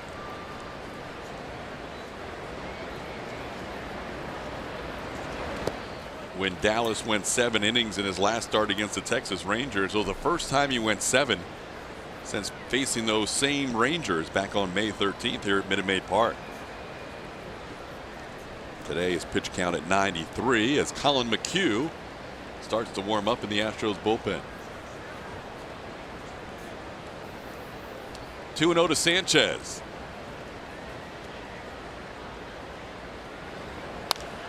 On this Kid Sunday, your daughter Mia did a fine job joining us in the booth, Blummer. It was a lot of fun. She did do very well. It means I got to work at least 3 more years at least to get the triplets in here. That's right. But she's a very good big sister. She has set a high bar for the triplets. That's a good point. 2-1 the count.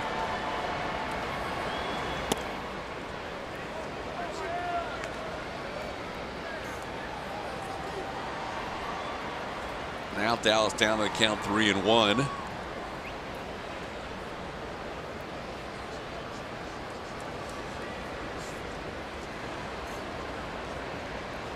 AJ Hinch looking on in this 1-run game. One of the big bats for the White Sox has left the game. Avisail Garcia, who has been dealing with hamstring issues throughout the year, leaves the game with tightness in his right hamstring. But now a walk to Yomer Sanchez has put runners on first and second here with nobody out. The Astros road ahead is driven by DeMontronRV.com. You can see the probables on the right-hand side of the screen as they go up another 4-game series in this homestand against the Oakland A's. Cole, Verlander, McCullers, and Morton in that one, and then they will finish off this homestand before the All-Star break with Keuchel, Cole, and finishing Sunday with Justin Verlander. That'll be his first outing against the Tigers. That should be an interesting day facing his former team. And we'll see Mike Fiers in that series if the Tigers stay on schedule. Friday, he and Francisco Liriano will pitch in that series. Liriano scheduled on Sunday, and those two should get their World Series rings right before that series starts. That's always a good thing.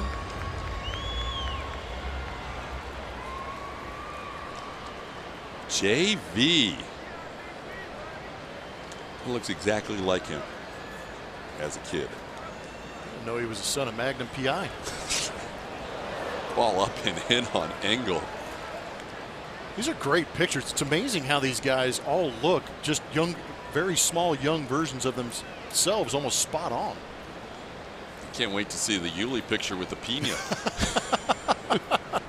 It's 0-1 to Engel, who was around to bunt. Yuli crashing in on first.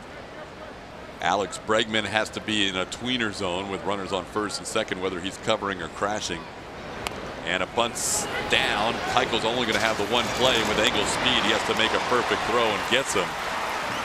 So the tying run to third, the go-ahead run to second with one out on the Engel sacrifice bunt.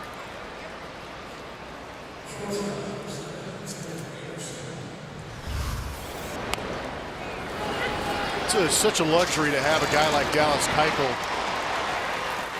And we talk about the poise all the time, knowing that this is, top of the 7th inning. You've got 2 runners on already, but Dallas Keuchel comes down, fundamentally sound, fields it with 2 hands, turns as calm as can be, and throws a strike to first base. That was a nice play, but still some serious damage to work out of.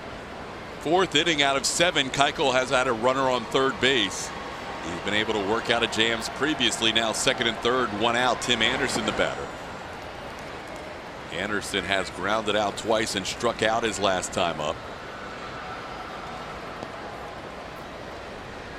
With Garcia out of the game, Lauri Garcia moved from left field to right field.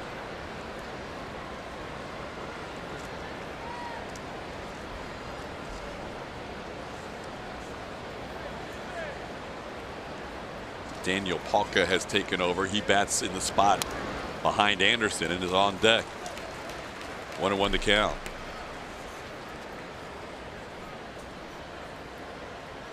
There is Palka, who is now in the game as the left fielder and batting in the second spot in the lineup.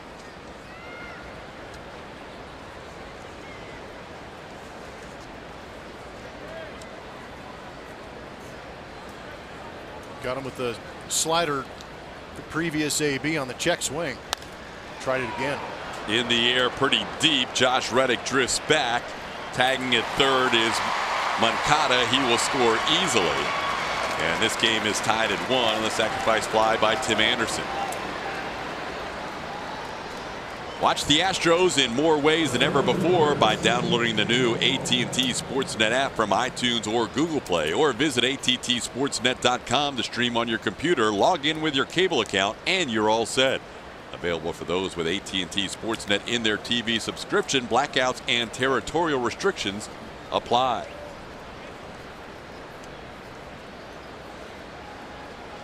So now Keuchel will face Palka. This is not a guy they probably went over too much in the scouting report since he wasn't in the lineup. But he gets his first at bat against Keuchel.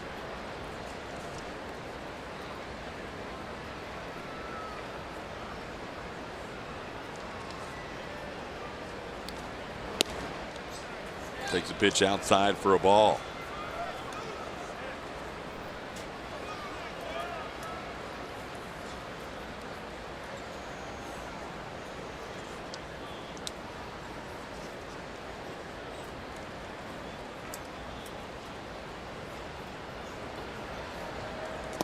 There's a strike called.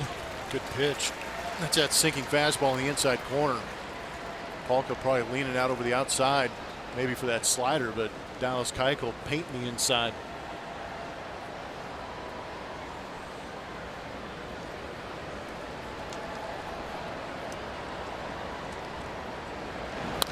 Ground ball. Marwin makes the play on the move nicely. Dallas gives up 1. The game is tied at 1. Probably Dallas's last inning, so he'll need the offense to score to give him a W today in the bottom half of the 7th inning. 7th inning stretch time here at Minute Maid Park with the Astros and White Sox all tied at 1 on this Sunday, and every Sunday throughout Major League Baseball we will stay right here for God Bless America. And join us in the singing of God Bless America. Performing this afternoon, please welcome Ava Bryant. God bless America, land that I love, stand beside her and guide her through the night with a light from above, from the mountains to the prairies, to the oceans wide with foam.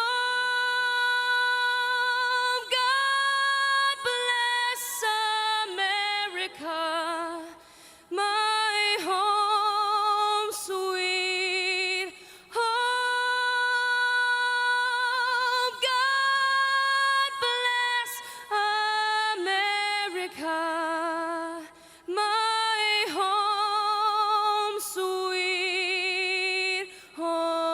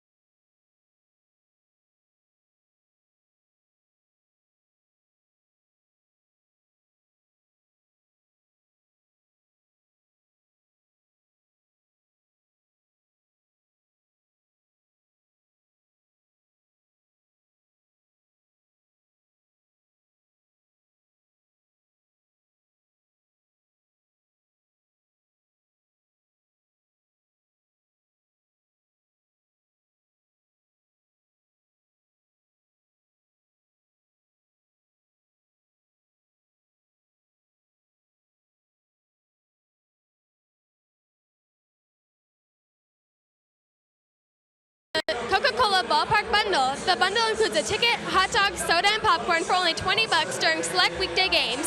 Visit astros.com/ballparkbundle for tickets and info. It's Kids Day at the ballpark today, and we have Clayton here. And who's your favorite player? Altuve. And he's wearing the Altuve jersey that fans got today. Can you turn around and show off your jersey? All right, TK, back to you. All right, Caitlin, nicely done. A lot of kids wearing Altuve jerseys on this jersey replica day. We head to the bottom half of the 7th inning. Game tied, and and Curiel chops one off his foot at the plate. Jose Altuve has the only hit of this game for the Astros. We have to give a lot of credit to Lucas Giolito, who only lasted 2 innings in his previous start this year against the Astros. Giolito, after a rough start, a walk and a hit batter, has settled in nicely. He's only allowed 2 base runners since then. And Yuli rips one to left field, and this ball is off the wall. It's past Daniel Palka, and Yuli streaks into second with a stand-up double to start the bottom of the 7th.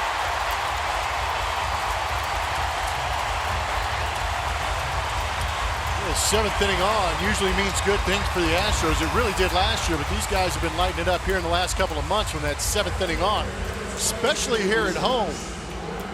But it's nice to have Yuli be able to rake that ball off the wall. Palka did not play that very well. I think initially he thought he had a chance to catch it, but once he realized he did not, ricocheted off that wall and allowed Yuli to get into second base, and here we go.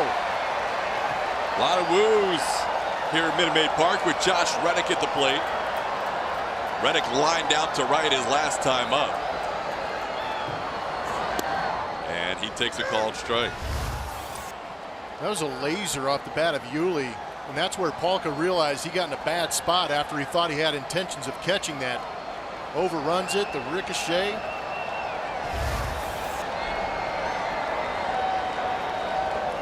Josh hit a home run against Giolito in Chicago earlier this year. It was one of his 2 grand slams on the season.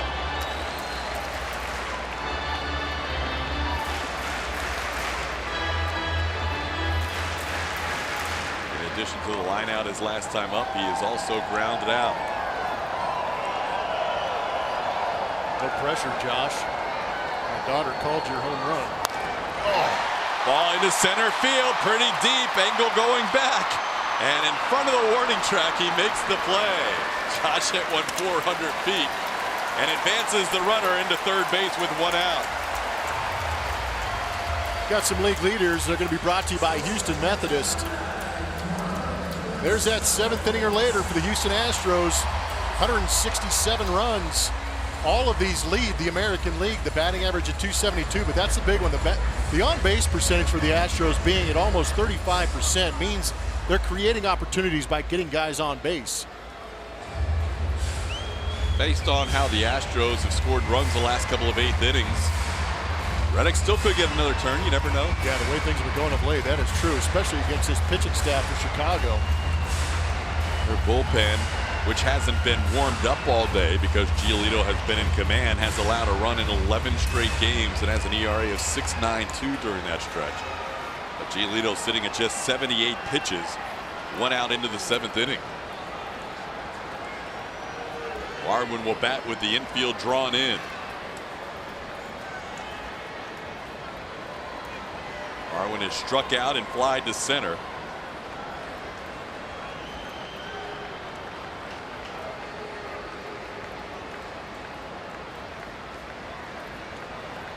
Giolito has gone 7 innings in 1 start all year long, but he has been very efficient today.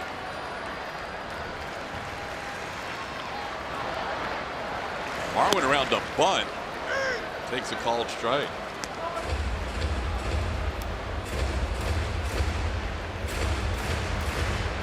That first bunt attempt was more of a safety squeeze. Obviously, Yuli not coming down the line. So Giolito's at 79 pitches. He threw 72 in the first 2 innings in Chicago.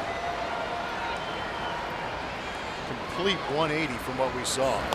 Bunting again and bunts this one foul, and now he's down to the count 0-2. Interesting. And that's at 2 innings at 72 pitches. Last time the Astros faced Lucas Giolito. That's 7 walks led to those 9 earned runs. But interesting to see safety squeeze the first 2 pitches for Marwin. Especially infield in makes it a little more difficult, even if you push one past the pitcher. Well,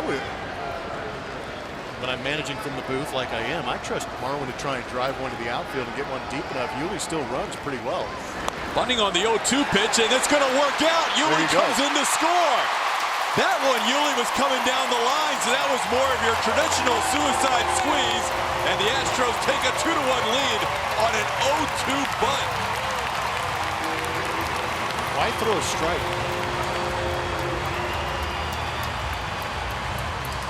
Astros benefit. That was a heck of a bunt by Marwin. The first 2 attempts weren't very good, but here comes Yuli finally in that suicide situation, but with 2 strikes. Why throw a strike? He was ahead in the count, and he had a pitch or 2 to waste. So all year long, everybody's been telling Giolito to throw strikes, and now you're telling him not to throw a strike. Just like, I would have. I know what you're saying.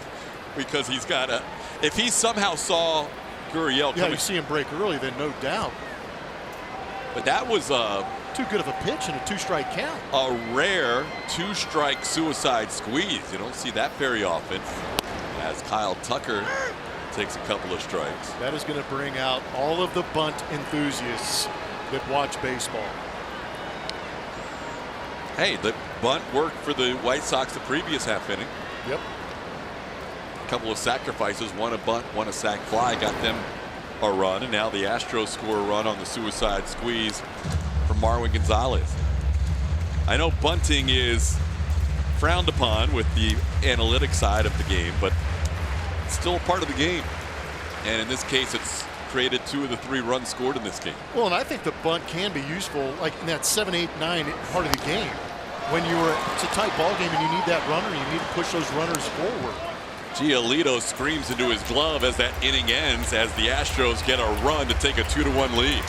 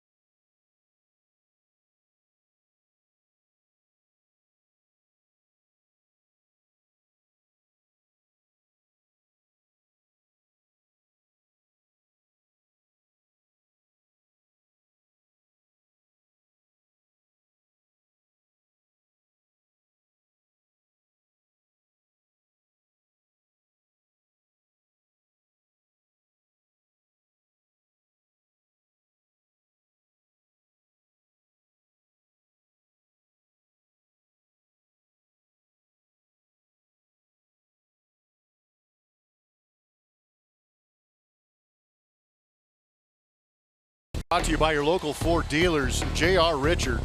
The 1980 All-Star Game.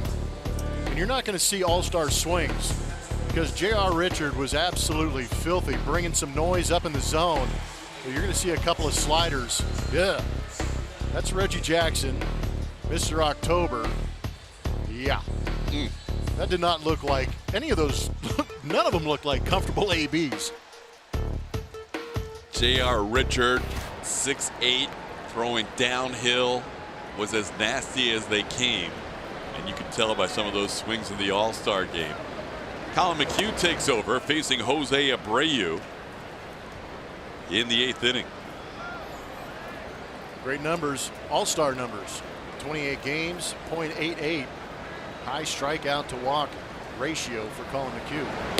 And a beautiful curveball starts at Abreu and breaks over for a strike. It's 1-1. And a lot of people want to talk about high leverage situations. This is one of them. McHugh pitching in a 2-1 game. The Astros have 2 hits today against Lucas Giolito and 2 runs scored. Swing and a miss at the good curveball away. It's 1-2.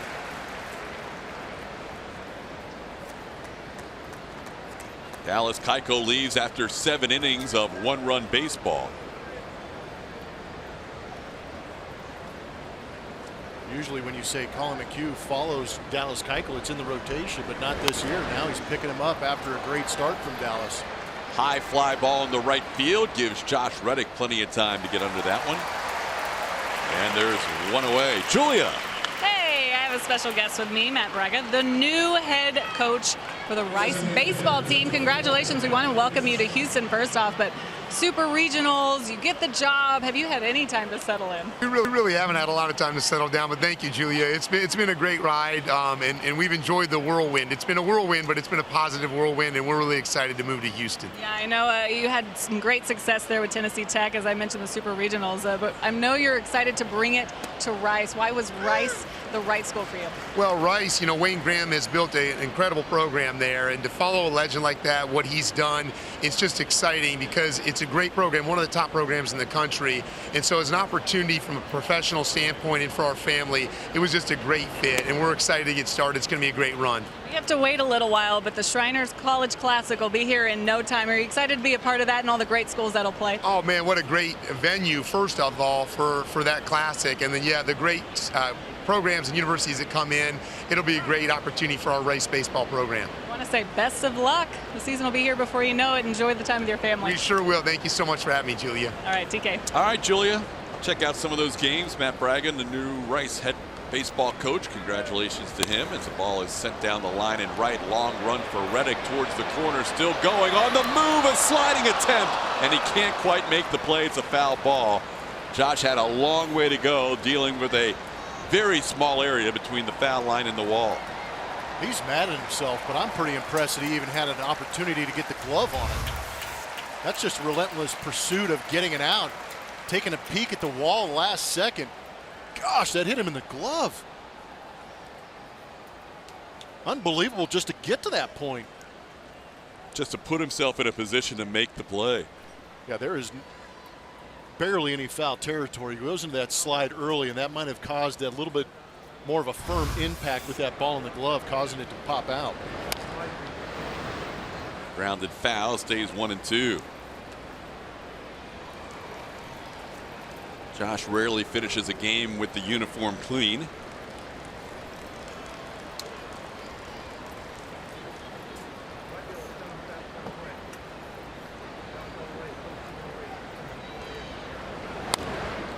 Inside out swing, a foul ball. Well, Colin McHugh, like the rest of us, will find out later on tonight whether he is named to the All-Star team for the American League. If in fact he is not, there's always the opportunity that if somebody's pitching on a Sunday, like a Justin Verlander, or if there's an injury concern, Aroldis Chapman just left the game recently, that there could be some replacements involved, and that's where a guy like McHugh, if he's not on the initial roster, could still make it. I'm glad you're in the booth because you know more than I do. Do they still do the final vote? Yep. That's a good thing too. How about Colin McHugh as a kid? Striding it out on the mound. That's where it all begins. He was talking with Julie and Caitlin before the game about how much fun he had, and he hits Matt Davidson here on the 2-2 pitch. Fastball riding in, and the White Sox DH will be on first base with 1 out. They were trying to bust him in. They tied him up a couple of times trying to set up that slider curveball on the outside, but that one just ran up and in. Got Matt Davidson on that left elbow. He's going to be pinch ran for. Charlie Tilson will come out and be the pinch runner for the White Sox. He represents the tying run in the 8th inning.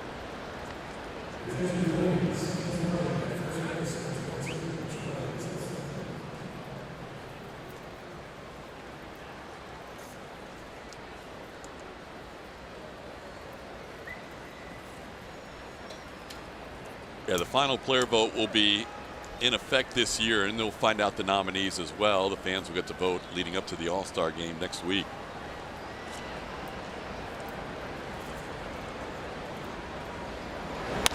Ball sent high in the air to right field. Josh Reddick is there. And he puts it away for out number 2. Are you the ultimate Southwest fan? Louisiana, July is your month to show your spirit. Use hashtag UltimateSWFanLA on Twitter to show us, and you could win a jersey, a VIP experience. So tweet now and win big.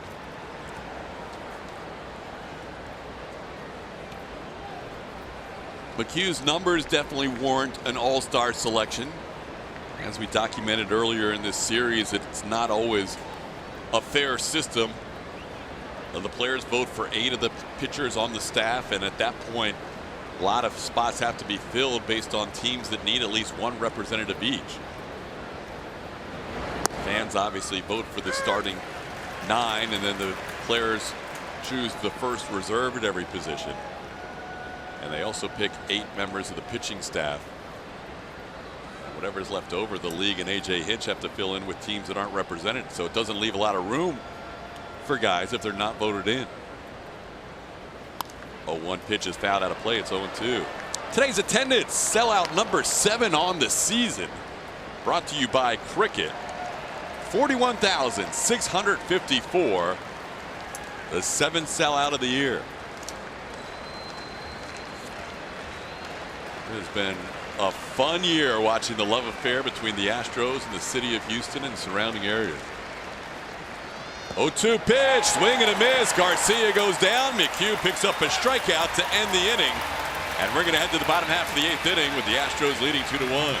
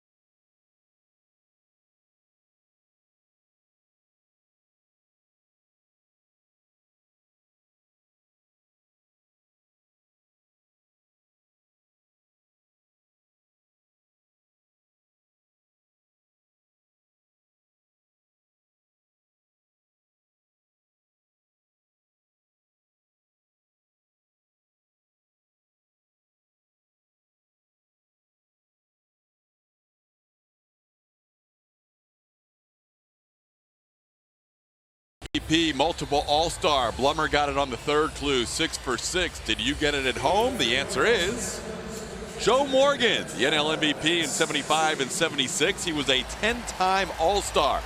Sweet Pea went 6 for 6 on July 8th, 1965 with a couple of home runs, 3 runs, and 3 runs batted in. Joe Morgan, your Name That Astro, brought to you by Nissan. We head to the bottom of the 8th.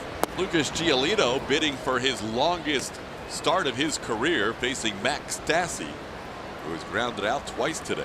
Giolito starting the inning with just 85 pitches thrown. His longest outing of his career is 7 innings, happened once this year, and 4 times overall in his career. The command has been very good. Not too many pitches off the edges or up in the zone. A lot of them missing down. We've had a chance to see more of the curveball and secondary pitches. Well, if this play is made by Anderson, which it is, that is now the new longest outing in Giolito's career, 7 1/3 innings as he gets it out here in the 8th.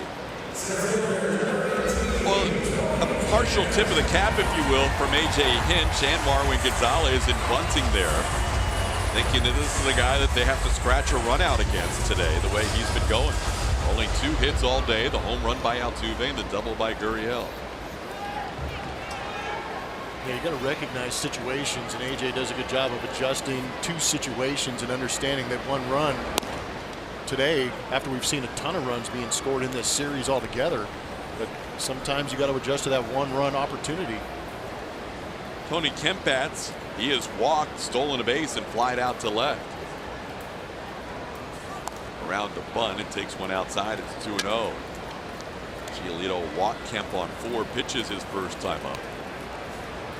At that point, Giolito had walked 2 and hit a batter the first time through the lineup. But now getting through the lineup for the 3rd time with Kemp batting in the 9th spot. He has not allowed any other walks in this game or hit batters. It's 2-1. That's something the White Sox have been looking for. We documented the control issues for Giolito all season long. Was glaring in his first start against the Astros with 7 walks. He catches a low strike there. It's 2-2.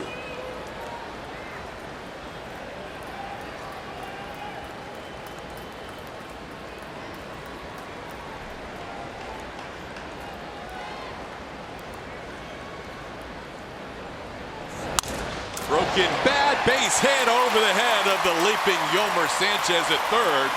Tony Kemp has the Astros' 3rd hit of the game and their first single of the game.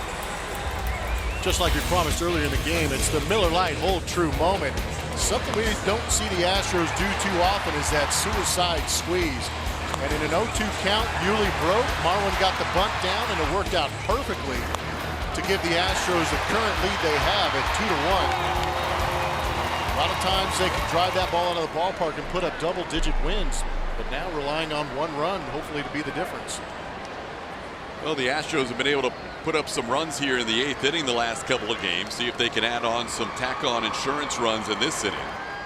Tony Kemp will have to be watched at first by Giolito. He's already stolen a base today, his 5th of the year. Joakim Soria warming up in the White Sox bullpen.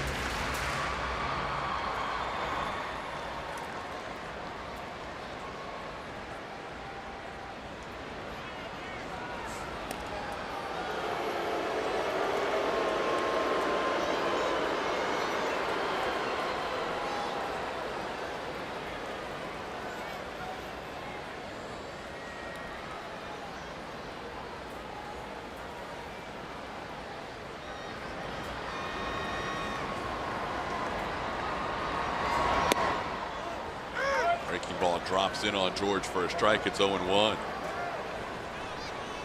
Springer walked his first time up, struck out, and grounded out on a nice play by Sanchez down the line at third.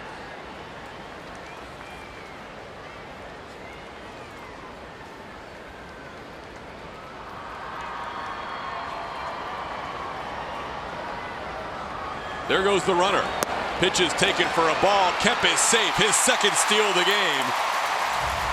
And his 6th steal of the year. Great jump and great pitch to run on. He was leaning the whole time. You could see it in his legs. And as soon as Giolito headed home, he took off, and then it was a breaking ball down.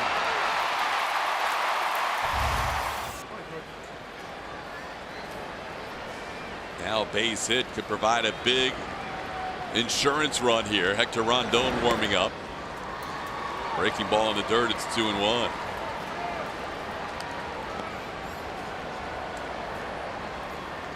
Giolito's high pitch count on the season is 104. Came a couple of starts ago as he approaches 100 pitches in this game.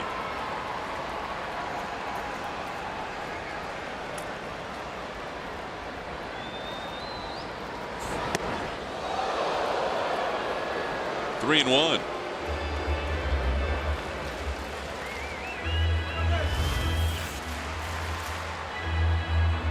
Almost hung in there too long.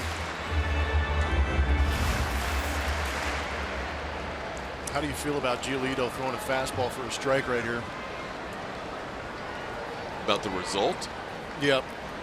Because he's going to try and throw a strike right here with Alex Bregman on deck. Just a hair late. It's a good pitch to hit. I think he's going to throw that same pitch again, see if George can make the adjustment, get the head out. I think your daughter would have a lot of regrets if George Springer's the one that hits a home run and she did not pick him. I know. That way, 3-2. We'll have to have a long talk after the game. See if George gets another fastball to hit here. Breaking ball up, and that is a walk. The Astros now with 2 runners on, and Rick Renteria thinking about making a change. He will make a change. They will go to the bullpen for Joakim Soria. We'll be back with 2 runners on in this 2-1 game in the bottom of the 8th.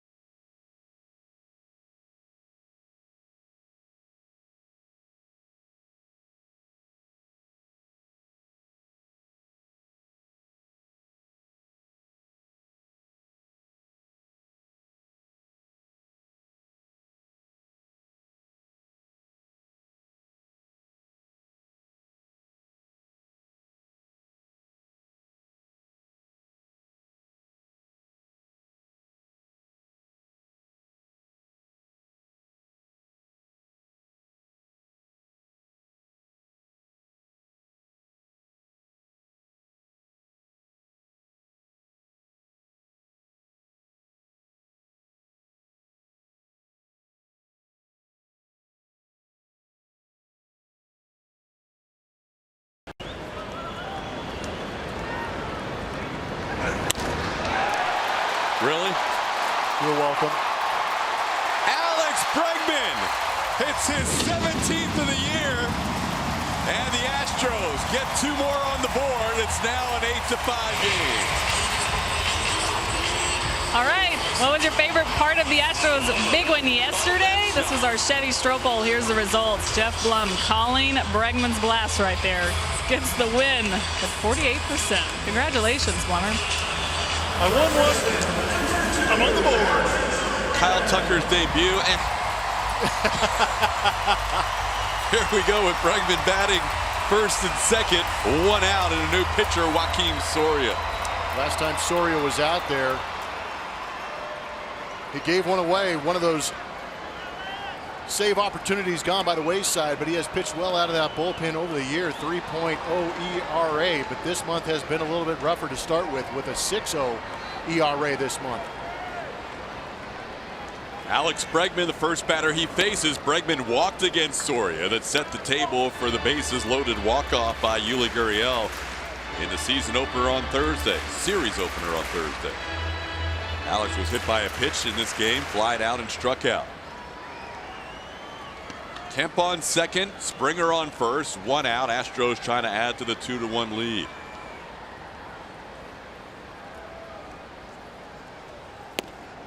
And a strike. It's 1-1.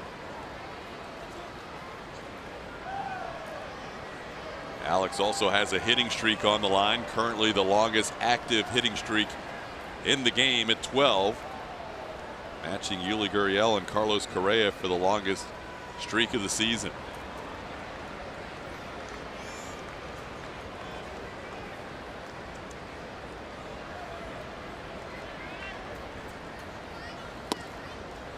There's a strike. It's 1-2.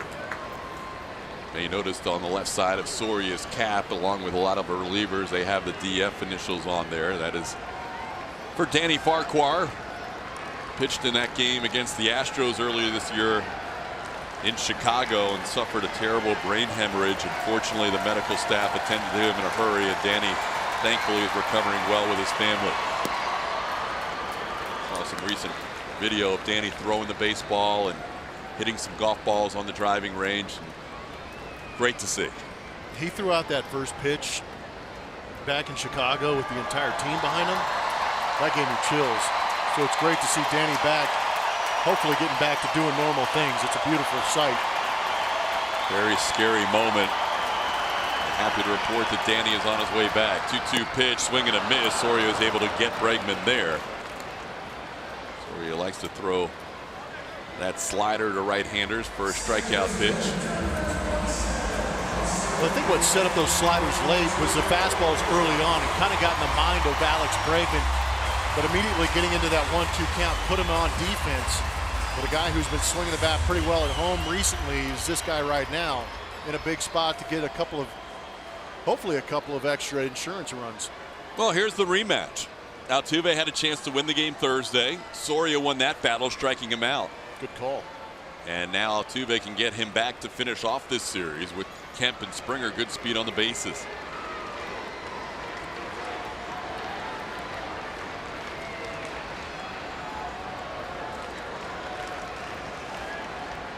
Altuve scored the game's first run with a home run in the 4th inning. White Sox and Astros added 1 run apiece in the 7th. That's where we stand, 2-1, bottom half of the 8th inning.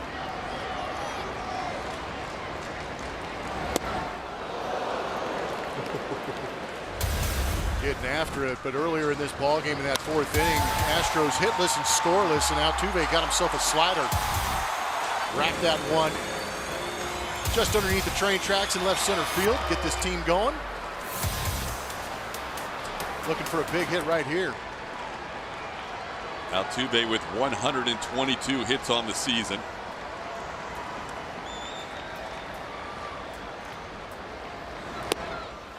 Down in the count, 0-2.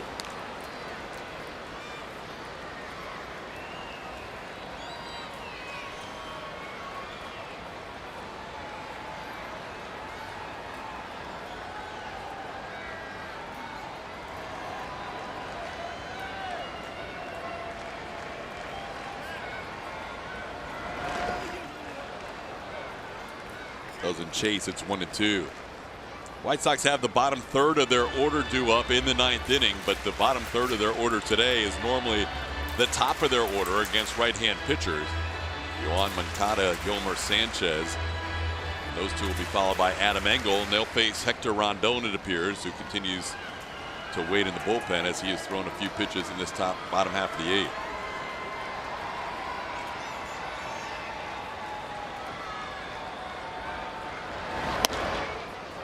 Soria started to head towards the dugout, took a step or two. He thought that might have been a strike. Instead, it's outside, 2-2. Good pitch, better job by Jose Altuve laying off. And earlier in that series, when they matched up, it was that slider that Altuve chased well off the plate. But showing good discipline here.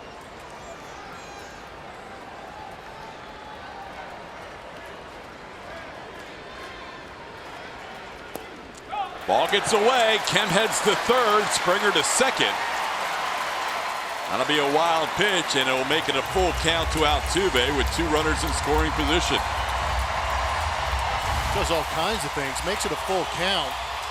But Smith not very aggressive in attacking that and trying to keep it in front of him, because now a base hit scores 2.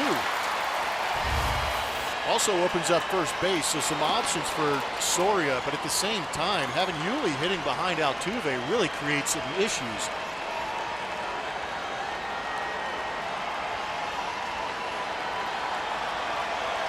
First pitch in, the rest away.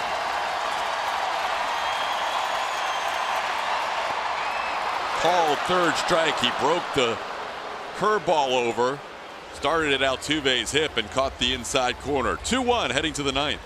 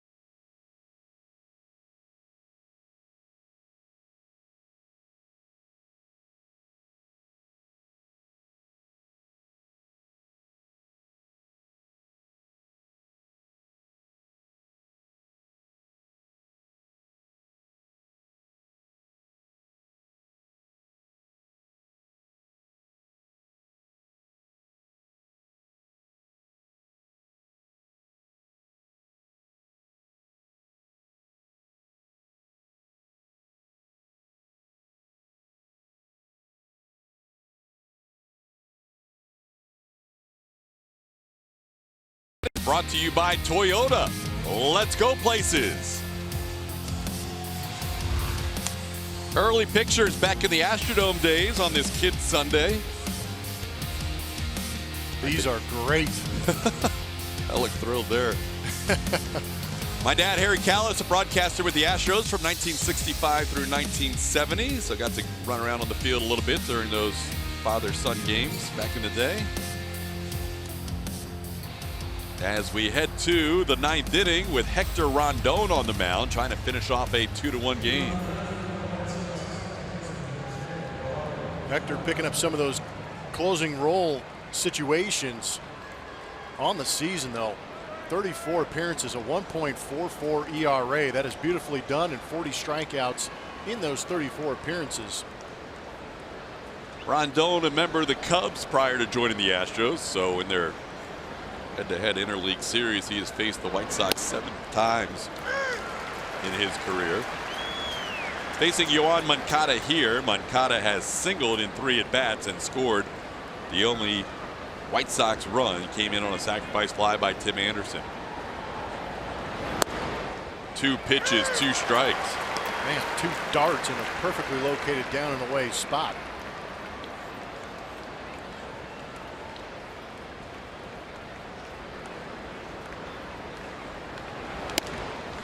Wanted one upstairs to see if they could get a chase. Instead, it's 1-2.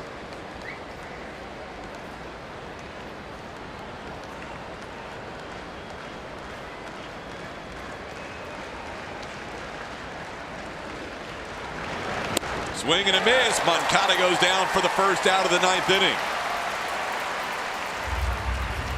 Wells Fargo brings you a look ahead. Some A's to look forward to in that 4-game series. Jed Lowry continuing to have a very good season. Sean Manaea has a no-hitter under his belt this season. And since June 15th, they have a 15-5 record, threatening that wild card position in the American League, trying to catch up to the Seattle Mariners. And Blake Trinan this season, the only reliever with a better ERA than Colin McHugh. Towards short, Marwin thought about catching it. He barehands it and makes the play. Barehands it on one hop for out number 2. You didn't tell me there was a defensive substitution at short. Nomar Vizquel came out of retirement. Wow. That was impressive. Jam shot, kind of spinning all over the place, and Marwin sits back with the bare hand and throws a bullet over to first base. That was a little special.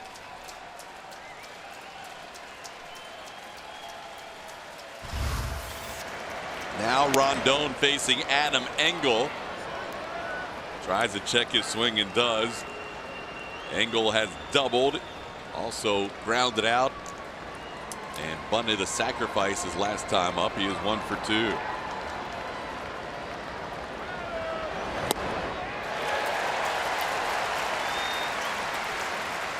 One and 1 to count.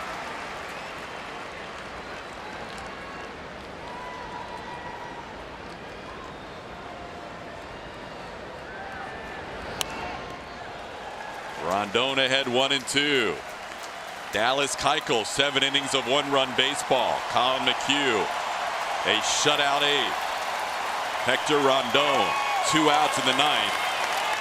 And the 7th sellout crowd of the year stands with 2 strikes. He got him. Astros win 2-1. They sweep the series. They sweep the season series. That has never happened before as the Astros entered the American League, sweeping another American League team of a season series. And never, National or American League, have they ever gone 7-0 for a season against another team. What a start to this 11-game homestand. Dallas Keuchel the win, Hector Rondon the save, and a suicide squeeze and a home run win the game for the Astros. Plenty more coming up with the post-game show right around the corner.